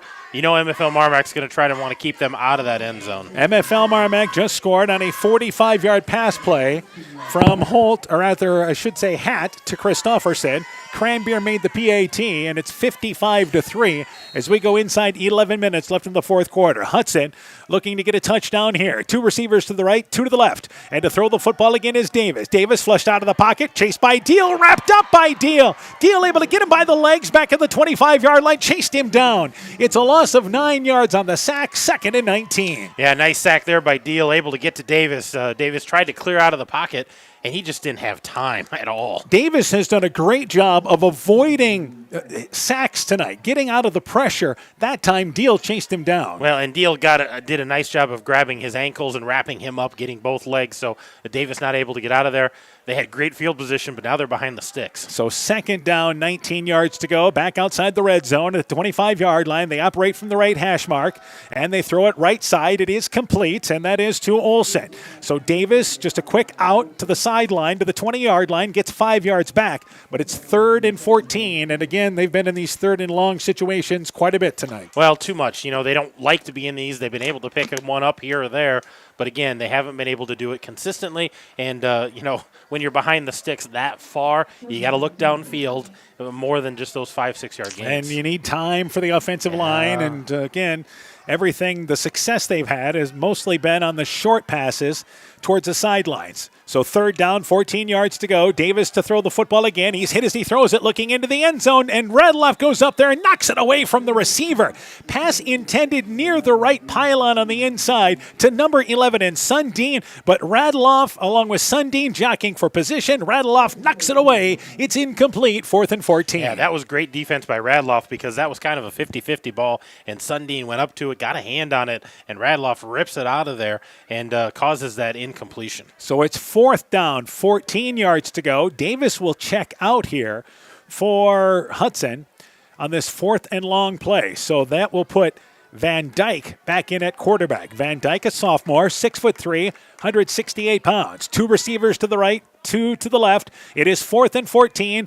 Van Dyke gets the snap, looking into the end zone. Same play, looking for Sundin, and the ball goes up for it, and Sundin has it knocked away, incomplete. Again, Radloff in on the coverage. Outstanding coverage. Christofferson there to help out as well. That was a little further deep towards the back pylon on the right side, but it's incomplete. Couldn't come down with it, and Hudson turns it over on downs. Yeah, that was interesting. They virtually ran the same play, just a different quarterback, and looks like we're going to have a timeout on the field. 8:27 to go. MFL MarMac turns them over on downs. They lead 55-3. Back with the finish after this. Inspiring changes to a happier, healthier you is what we do at Clayton Drug. We are committed to helping you achieve the highest quality of life possible. We are a full-service pharmacy offering services such as med packing to your home or mail delivery and online prescription refill. We also offer a cash pricing program on name brand and generic prescriptions. Call 563-245-2530 to find out more. Clayton Drug, connecting the communities of Elkader, Strawberry Point, and Sumner to serve us all in between. As you're bringing in the harvest this fall, remember to watch for overhead power lines. A safety tip from Iowa's electric cooperatives. If you snag a power line, remain inside your vehicle and if possible, back away from the hazard. If your equipment catches fire, jump clear and avoid vehicle and ground contact. Call 911 and your local electric company immediately. And train your crew on these risks and procedures too. Iowa's electric cooperatives want you to be safe and productive this fall. Alameda Clayton Electric, your Touchstone Energy cooperative. So MFL MarMac took the timeout, and this is all about getting the right subs into the ball game. So they went into the bench, and on first down, they run the football. Coda Warrington, it is in at a running back spot. Also into the ball game for them, I believe on the carry that time. It was Hatt. And was number 4, Elias Hatt. Hatt, the senior, 6'3", and he is 180 pounds. Into the backfield as well as Carter Stoddard. He's a junior, 6 foot, 170 pounds.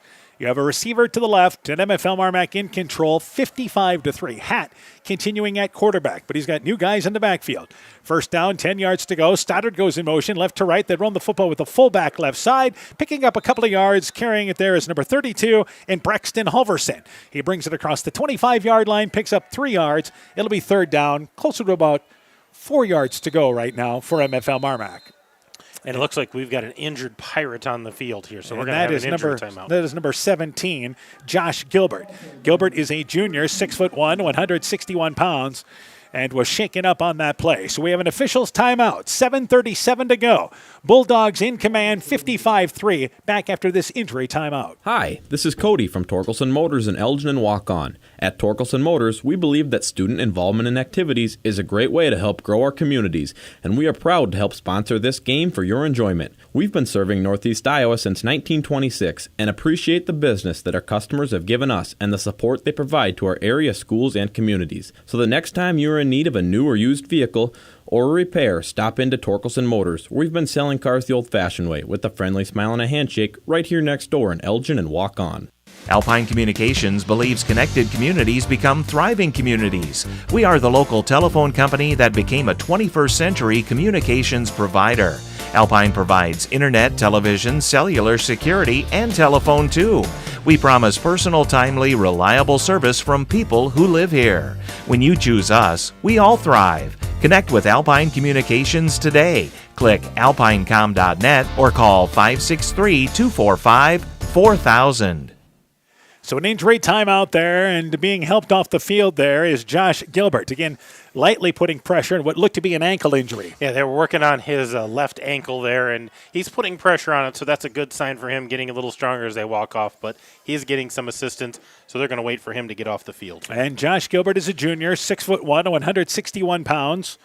Has certainly been outstanding for them, among their tackle leaders this year at 58.5 tackles on the season, has an interception as well, had 3 sacks on the season, and he is checked out of this ball game for Hudson. 3rd down, 4 yards to go for MFL MarMac. Hat with him under center. They run the football right side, and trying to get to the edge is number 29, and that once again is going to be Warrington. But Warrington can't get to the edge. He's wrapped up at the 25-yard line. He'll actually lose a couple of yards. He couldn't get around right side, and he's tackled there by number 9, and that is Carter Bading. In run support, it's a loss of 2, and it's going to be 4th down for MFL MarMac at the 7-minute mark of our 4th quarter. Yeah, and MFL MarMac, this is their first punt of the evening. Remember, they fumbled that first possession that they had to start the ball game. They haven't had to punt all night long. And they've been offensively outstanding tonight. So to launch it away, once again, is Christofferson. Christofferson gets off a beauty. Back to receive is going to be Creel, and it goes over his head, bounces at the 35-yard line, kicks inside the 25-yard line, and it's going to be down at the 21-yard line. A great punt there. Total of 53 yards and no return. 1st and 10 for Hudson at their own 22-yard line.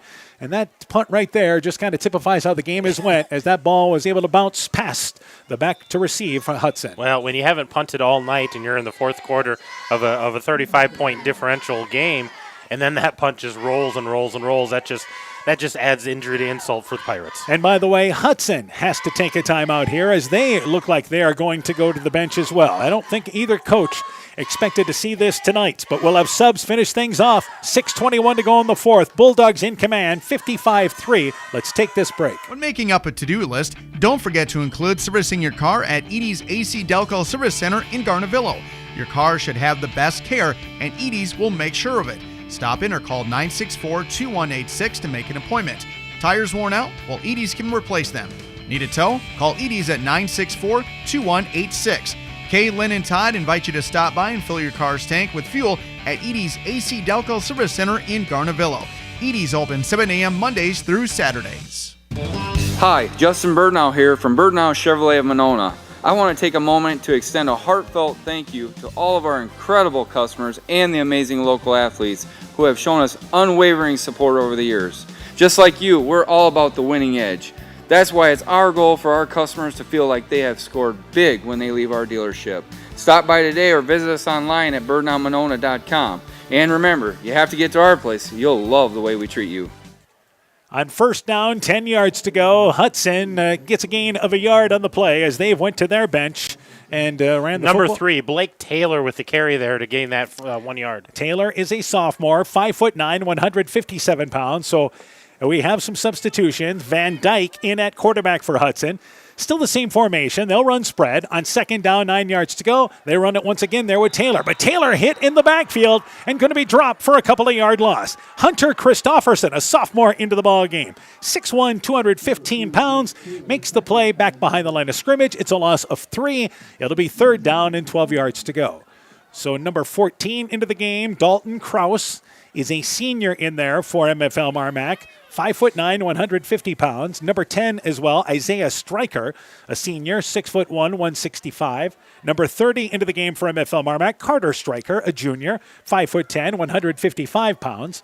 3rd down, 12 yards to go. Van Dyke to throw the football, rolling out left side. He's looking long, and that pass intended for Sundin, who catches it near side at the 45-yard line. Floated up nice by Van Dyke, and able to run underneath it is Sundin on the near side. He's out to the 47-yard line, 27-yard pass play.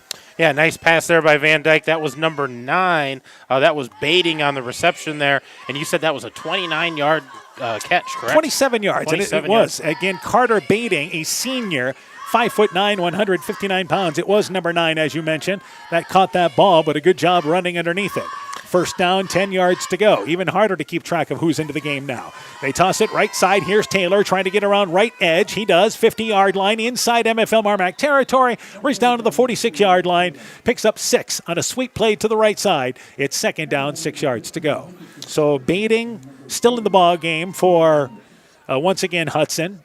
Number 55 in there as well for MFL MarMac, and that is Austin Schaller. He's played some regular minutes. Blake Schutte is in. He's a freshman, 5'10", 160 pounds. He is one of the linebackers in there for MFL MarMac. 62 is in the ball game now for the Bulldogs as and well. that is Carson Pester. He is a 6'3" sophomore at 225 pounds. Trying to get as many names as we can. Number 14 in for Hudson, Drake Meyer, a 5'9" junior at 138 as a receiver. Van Dyke to throw the football. Looking once again, that pass intended for Bading, but he's overshot up the left hash mark, up the seam at the 25-yard line, incomplete.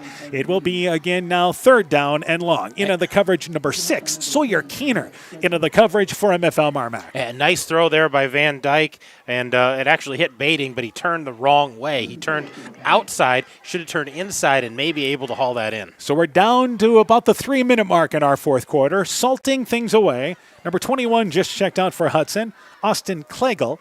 He's a 5'7" freshman, 115 pounds.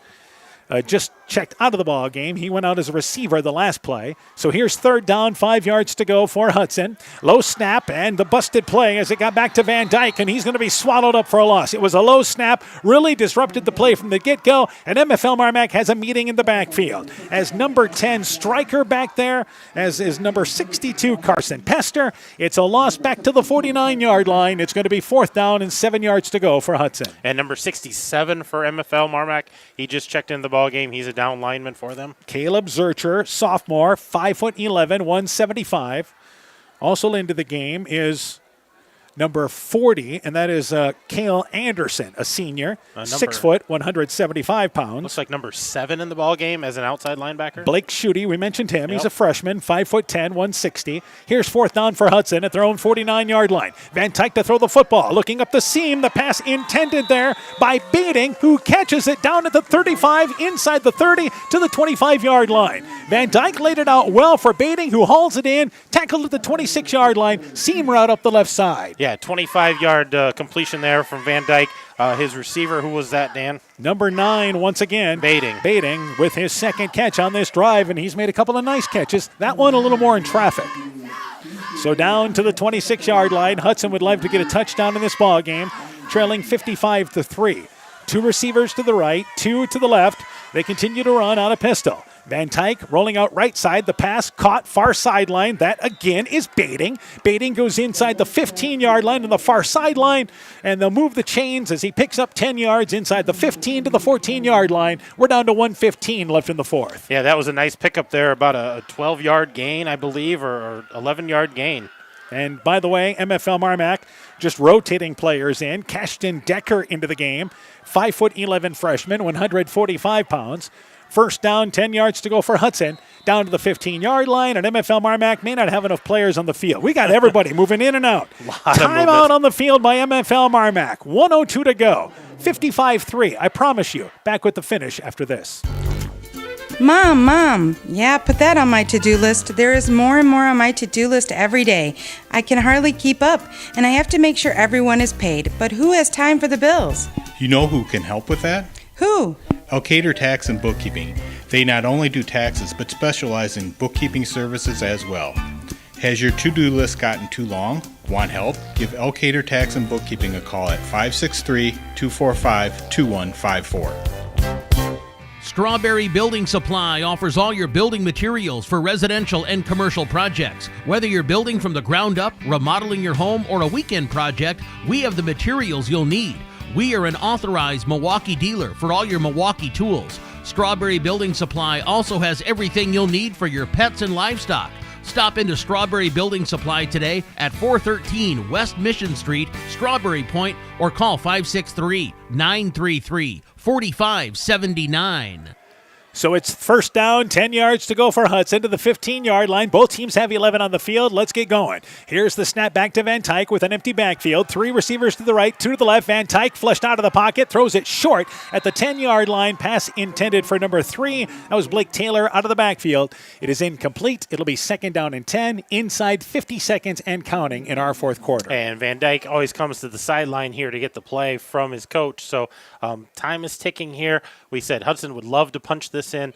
MFL MarMac would sure love to keep them out of the end zone and hold them to a field goal tonight. Monticello leads North Fayette Valley 42-13 with 2 minutes to go in the fourth quarter there. Meanwhile, we're down to 30 seconds here. Second down, 10 yards to go. Van Tyke to throw the football, looking into the far corner of the end zone. The pass intended for number 9, Baiting. He's overshot near that right corner, out of bounds, incomplete.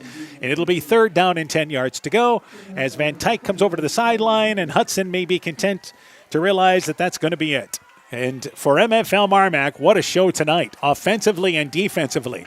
MFL MarMac controls the game from the get-go. They defeat Hudson by a final score of 55-3. The Bulldogs into the round of 16. With the win, they improve to 8-1. Hudson closes the season with a record of 5-4. We'll take a break. When we return, game stats, coaching interviews, your post-game show is coming up.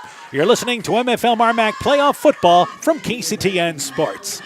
Epic Wear. Get personalized clothing for your school, your team, family, friends, business, or any event. Epic Wear has a huge range of customizable apparel, trophies, and awards, and they offer free design help or design your own apparel at getepicwear.com. And you can even set up a free web store for your fundraiser. Make sure to check out the selection of Bulldog Spirit Wear and Iowa-themed items at the Monona location. Epic Wear, located in downtown Monona and Waukon. Call 563-539-2300 to place your order today. TNT Power Sports sells and services all makes and models of UTVs and ATVs. We have a nice selection of clean used units available along with new units. Contact Brian, Sawyer, or Tracy for your next UTV or ATV purchase. To keep your UTV or ATV in top-notch condition for work or play, schedule your service work with Brian or Nathan by calling 563-245-1100 or stop into TNT Power Sports north of Alcater on Highway 13 for all your sales or service work. Wilkie's in Alcater is Iowa's oldest family-owned grocery store. You'll find Wilkie's 2 blocks south of the Keystone Bridge in historic downtown Alcater. Stop in and enroll for a Wilkie's reward card and receive points every time you shop. Then log on to their website at wilkiesgrocery.com to view the weekly specials, check out your reward points, make out a shopping list, and more. Wilkie's in Alcater, open Monday through Saturday, 8 a.m. till 7 p.m. Scooter's Coffee in Manchester offers a variety of coffees, smoothies, blenders, and breakfast food products served all day long. Scooter's Coffee offers fast and friendly service, too. In a hurry? Use the Scooter's Coffee app to order, pay, and earn rewards. Simply stop at the drive-thru window and pick up your order. Scooter's Coffee is open Monday through Saturday, 5:30 a.m. till 8 p.m. and Sunday, 6 a.m. till 8 p.m. We look forward to seeing you at Scooter's Coffee in Manchester.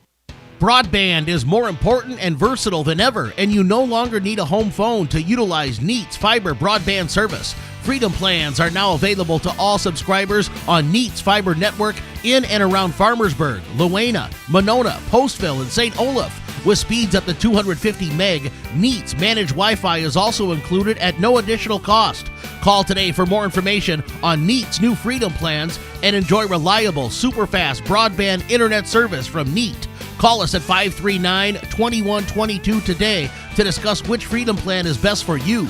Neat, connecting you now. You work hard to make sure your family has everything they need. Life insurance from American Family Life Insurance Company can help financially protect your loved ones by replacing a portion of your income if you were to pass away. That means your family will have the help they need to maintain their quality of life and pursue their dreams. Get the peace of mind you deserve by protecting what matters most. Contact Julie Depke, agent at 563-245-2366 today. American Family Life Insurance Company, 6000 American Parkway, Madison, Wisconsin. MFL MarMac football is brought to you in part by Community Insurance of Iowa, Hometown Agency Monona, Auto, Home Business, Crop Farm, and Life, the St. Olaf Tavern, Pat's Electric of McGregor, Smitty's Oil and Tire in Monona, Garden View Place in Monona, Innovative Ag Services of Elkader, Monona, and Waukon, Rivals Inc., custom gear, screen printing, embroidery, and online shopping at rivalsinc.com, and Farmers Savings Bank of Colesburg, Elkport Garber, Strawberry Point, and Arlington, member FDIC. MFL MarMac uses the big play tonight on offense. Defensively, forced 3 turnovers, got a special teams punt return for a touchdown. The Bulldogs win impressively by a final score of 55-3. Again, the Bulldogs actually fumbled the ball on their opening series, but after that, took control offensively. Blitz Benteen put them on the board with a 53-yard run. Hudson answered with really their best drive of the night. They would get a 36-yard field goal to bring it back within 7-3 in the first quarter. But then MFL MarMac answered within about 2 minutes. McGew had 2 big runs, including a 16-yard touchdown run. It was 14-3 at the end of the first quarter.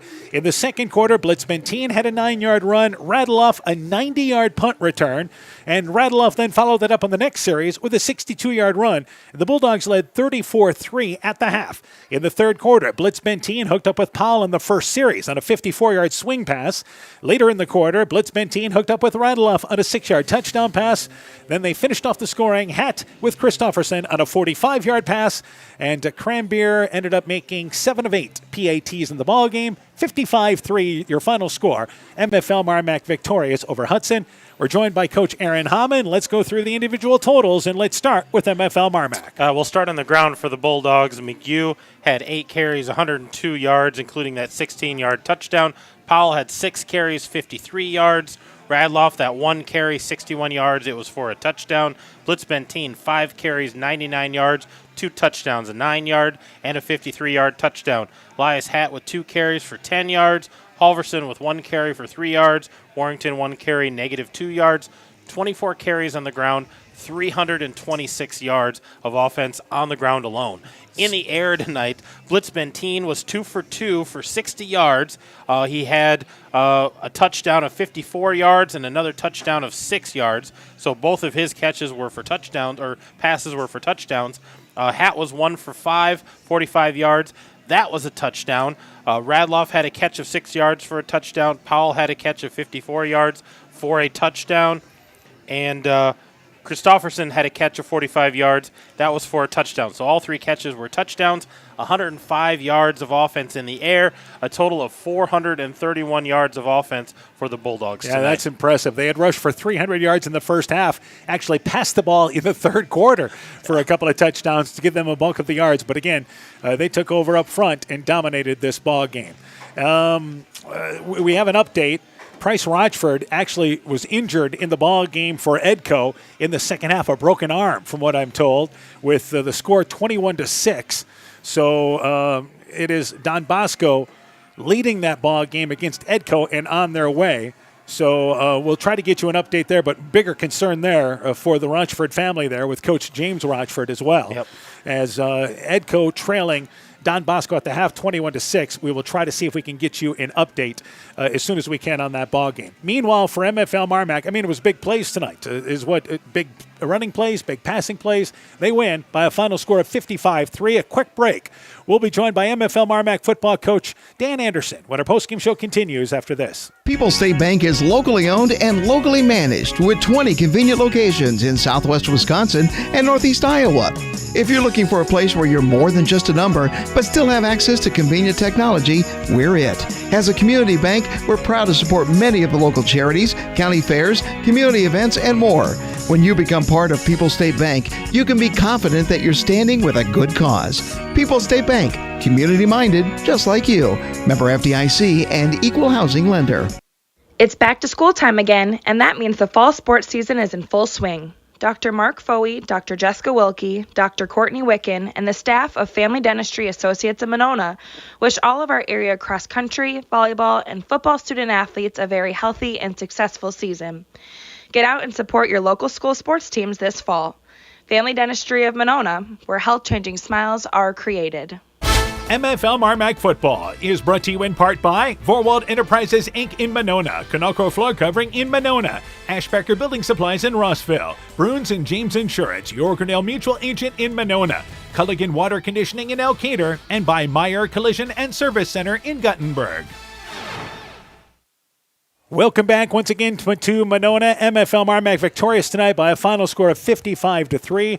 Coach, with the exception of the first series, wow, what an offensive show tonight. You rushed for 300 yards in the first half. Let's talk about the guys up front. Let's start there. Hey, yeah, those guys were really getting a good push and ripping some holes open. And, yeah, I think we averaged about 20-some yards on trap or something right up the middle because, the big boys up front were ripping open some big holes, and the backs ran really hard. And, yeah, we did a pretty good job of taking care of the football. Other than that, maybe first series we fumbled one, but other than that, it was pretty efficient. All right, obviously you went with Blitz Benteen starting at quarterback, but then went to Elias Hatt, just kind of mixing things up a bit. Yeah, they're both doing a great job. Why not let them both play? Elias has been doing a really good job throwing the ball for us. And, Carver, it does a great job running the ball. And, he obviously threw a couple touchdown passes here tonight, I think. And I think maybe Elias threw one. I don't even know who threw the touchdown pass, to be honest with you. But I don't care. As long, that's the thing. Our guys don't care who's playing, who's scoring touchdowns, as long as we're scoring touchdowns. And it's a team game, and you can't be selfish. Yeah, you completed 3 passes tonight for 3 touchdowns, by the way. But that moved Blitz Benteen to fullback, and, of course, he's familiar with that. Yeah, he's played there a little bit, right? So he looked really good carrying the ball. I mean, he's looked good carrying the ball. And we had, we're just trying to establish some depth and some, for these playoffs here in case something would happen, hope for the best and, but plan for the worst just in case something would happen. Yeah, Blitz Benteen rushes for 99 yards for you. Quinn McGew with 102 yards. Wyatt Powell ends up with 53 yards rushing. So there again, everybody's sharing in the wealth. Yeah, yep. And again, these guys, if you buy into that, if you forget about yourself, you'll never be forgotten. And this group can do that. They can go all the way, we believe, but we got to keep level heads. And, they're only going to get tougher each week now. So Bryce Radloff had a 61-yard run for a touchdown and a punt return 90 yards. Oh, finally. He's had probably 7 or 8 touchdown runs on punt returns in the last couple of years, but I think 6 out of 7 have been called back for a penalty. So finally he got one that nobody threw a block in the back, so he deserves that more than anybody. All right, let's talk about it on the defensive side because you knew coming in that Hudson was going to try to spread you out, and I think you like what you guys did defensively. Yeah, we had a good game plan for it. They were we saw some things on film, some tendencies that we were ready for, and the kids really executed. And once you get up by a few scores, we probably know that they're going to be throwing the ball even more, and they didn't have much rushing yards. I don't know what they had for rushing yards, but not much. And that guy's a good quarterback. He's got a strong arm and he's got some good receivers. We don't care if they throw some 5 and 6 yard hitch routes, and we'll let them catch a few of those. But otherwise, I thought we really hit the guys hard when they caught the balls. Yeah, they threw 45 passes tonight in this game. Wow. They rushed 19 times for -4 yards. Hey, we'll take that. Yeah, in high school football, hey, if you can run the ball and you can stop the run, you're going to have success. And, that's what you saw tonight. So. And, again, the pass defense. So let's give some props to the guys in the secondary tonight. Yeah, they were, we made it hard for him. We got a lot of pressure on the quarterback, hit him a lot. That's what we always say. It's hard to throw a good ball when your ribs hurt. So we were bringing some heat on that quarterback, and those DBs were breaking well on the ball. And they completed some. Most of them were shorter routes and stuff. And just, Radloff came up and made some big hits, on those receivers. And we'll give up some short stuff. That's all right. Just don't let them get behind you. Those guys did a nice job. All right, so now you guys, we know you're going to be home next Friday night, but we really have no idea. There's lots of things that can play out. Oh, yeah. You can guess all you want and predict. I don't know. I guess maybe I'd say maybe West Branch. I don't know if they won or not, but maybe they'll send West Branch up here or maybe Wilton up here. We probably won't see Sumner Fred because they were ranked 3rd, and they should get their own pod. We should get our own pod. So right. I don't imagine it's going to be we'll probably be in a separate pod from us and Grundy and Sumner Fred and Underwood, obviously. But besides that, maybe a Dyke up here again or probably a West Branch or a Wilton, I would imagine. But either way, the good news is you're playing there, and with your experience, you like your odds here in Monona. Yeah, we have great fans. That was awesome. The stands were packed, and hopefully we get a nice week next week, and we can even get twice as many fans to show up here. But that really gets those guys fired up, and we appreciate our fans and everybody that cheers us on. All right, we'll see you next Friday night. We'll talk to you in the Countdown Show. We'll talk to you next week. We'll see you here in Monona. All right, thank you. MFL MarMac victorious tonight, 55-3 over Hudson. We'll take a break. Our postgame show continues, and we'll be back with more. You're listening to High School Football from KCTN Sports. We know that potential is greatly enhanced through hard work and dedication. At Viafield Cooperatives, we promise to provide innovative products and dependable service to help you meet and exceed your potential. From agronomy to energy, grain to feed, Viafield is excited to provide growing opportunities for both producers and consumers at 18 locations throughout northern Iowa and southern Minnesota. Want to learn more about Viafield? Go to viafield.com. Viafield is a proud supporter of our local student athletes. Stronger, farther, faster. It all starts with good nutrition. Clayton County Farm Bureau is proud of our livestock farmers who provide high-quality protein needed to fuel our young athletes. The ultimate pre- and post-game fuel-up can be found in meat and dairy foods grown right here. Meat and dairy are natural sources of essential vitamins that support health, energy, and performance. We know our student athletes are the real deal, and Iowa's livestock farmers are committed to helping them reach their goals. To learn more, visit realfarmersrealfoodrealmeat.com. MFL MarMac Football is brought to you in part by Sincerely Yours Interiors by K in Monona, Fisk Farm and Home in Monona, Cresco, and Decorah, Clayton County Recycling in Monona, Myers Auto Service in Monona, TJ's Pizza in Monona and Claremont, Thompson Construction and Monona Overhead Door, LTI & Sons Water Conditioning, your Connecticut dealer in Postville, and by Car Auto Group, online at karautogroup.com. This is KCTN, Garnavillo, Elkader, Iowa. Welcome back once again here. We've got another final. Don Bosco has defeated Edco tonight, 62-22, the final score there. Don Bosco ending Edco season tonight in the 8-man playoffs. In Class A tonight, Starmont has defeated North Butler 17-0. In Class 2A, Monticello over North Fayette Valley 42-13. And in a regular season game, Bellman-Clemmy defeated Postville tonight by a final score of 42-0. MFL MarMac dominant in this ball game. They win by a final score of 55-3, and unfortunately, Hudson coach Justin Brecky, we hope to catch up with him in the future, but he's headed with his team into the locker room. But let's go through the stats. We never got to them for Hudson. Yeah, let's start in the air for the Hudson Pirates tonight. Camden Davis, the senior quarterback for them, 21 of 37, 188 yards. He did have those 2 interceptions. Then Van Dyke, the sophomore, he was 3 for 8. He also had an interception, but he hit through for 63 yards. Receivers tonight were 24 receptions, a total of 251 yards. Drew Sundin had 9 catches for 65 yards. Lyle Olson, 7 catches, 62 yards. Van Dyke had a catch for 10. Bell had 2 catches for 16. Schneider had 1 catch for 46 yards. And Bating had 2 catches for 52. So 251 yards in the air tonight for the Pirates. On the ground, a different ball game. Creel, 3 carries for 6 yards. Davis, 6 carries, minus 10 yards. Schneider, 5 carries, 3 yards. Taylor had 3 carries for 4 yards. Van Dyke had 1 carry for -3. And Olson had 1 carry for -4. So 19 carries.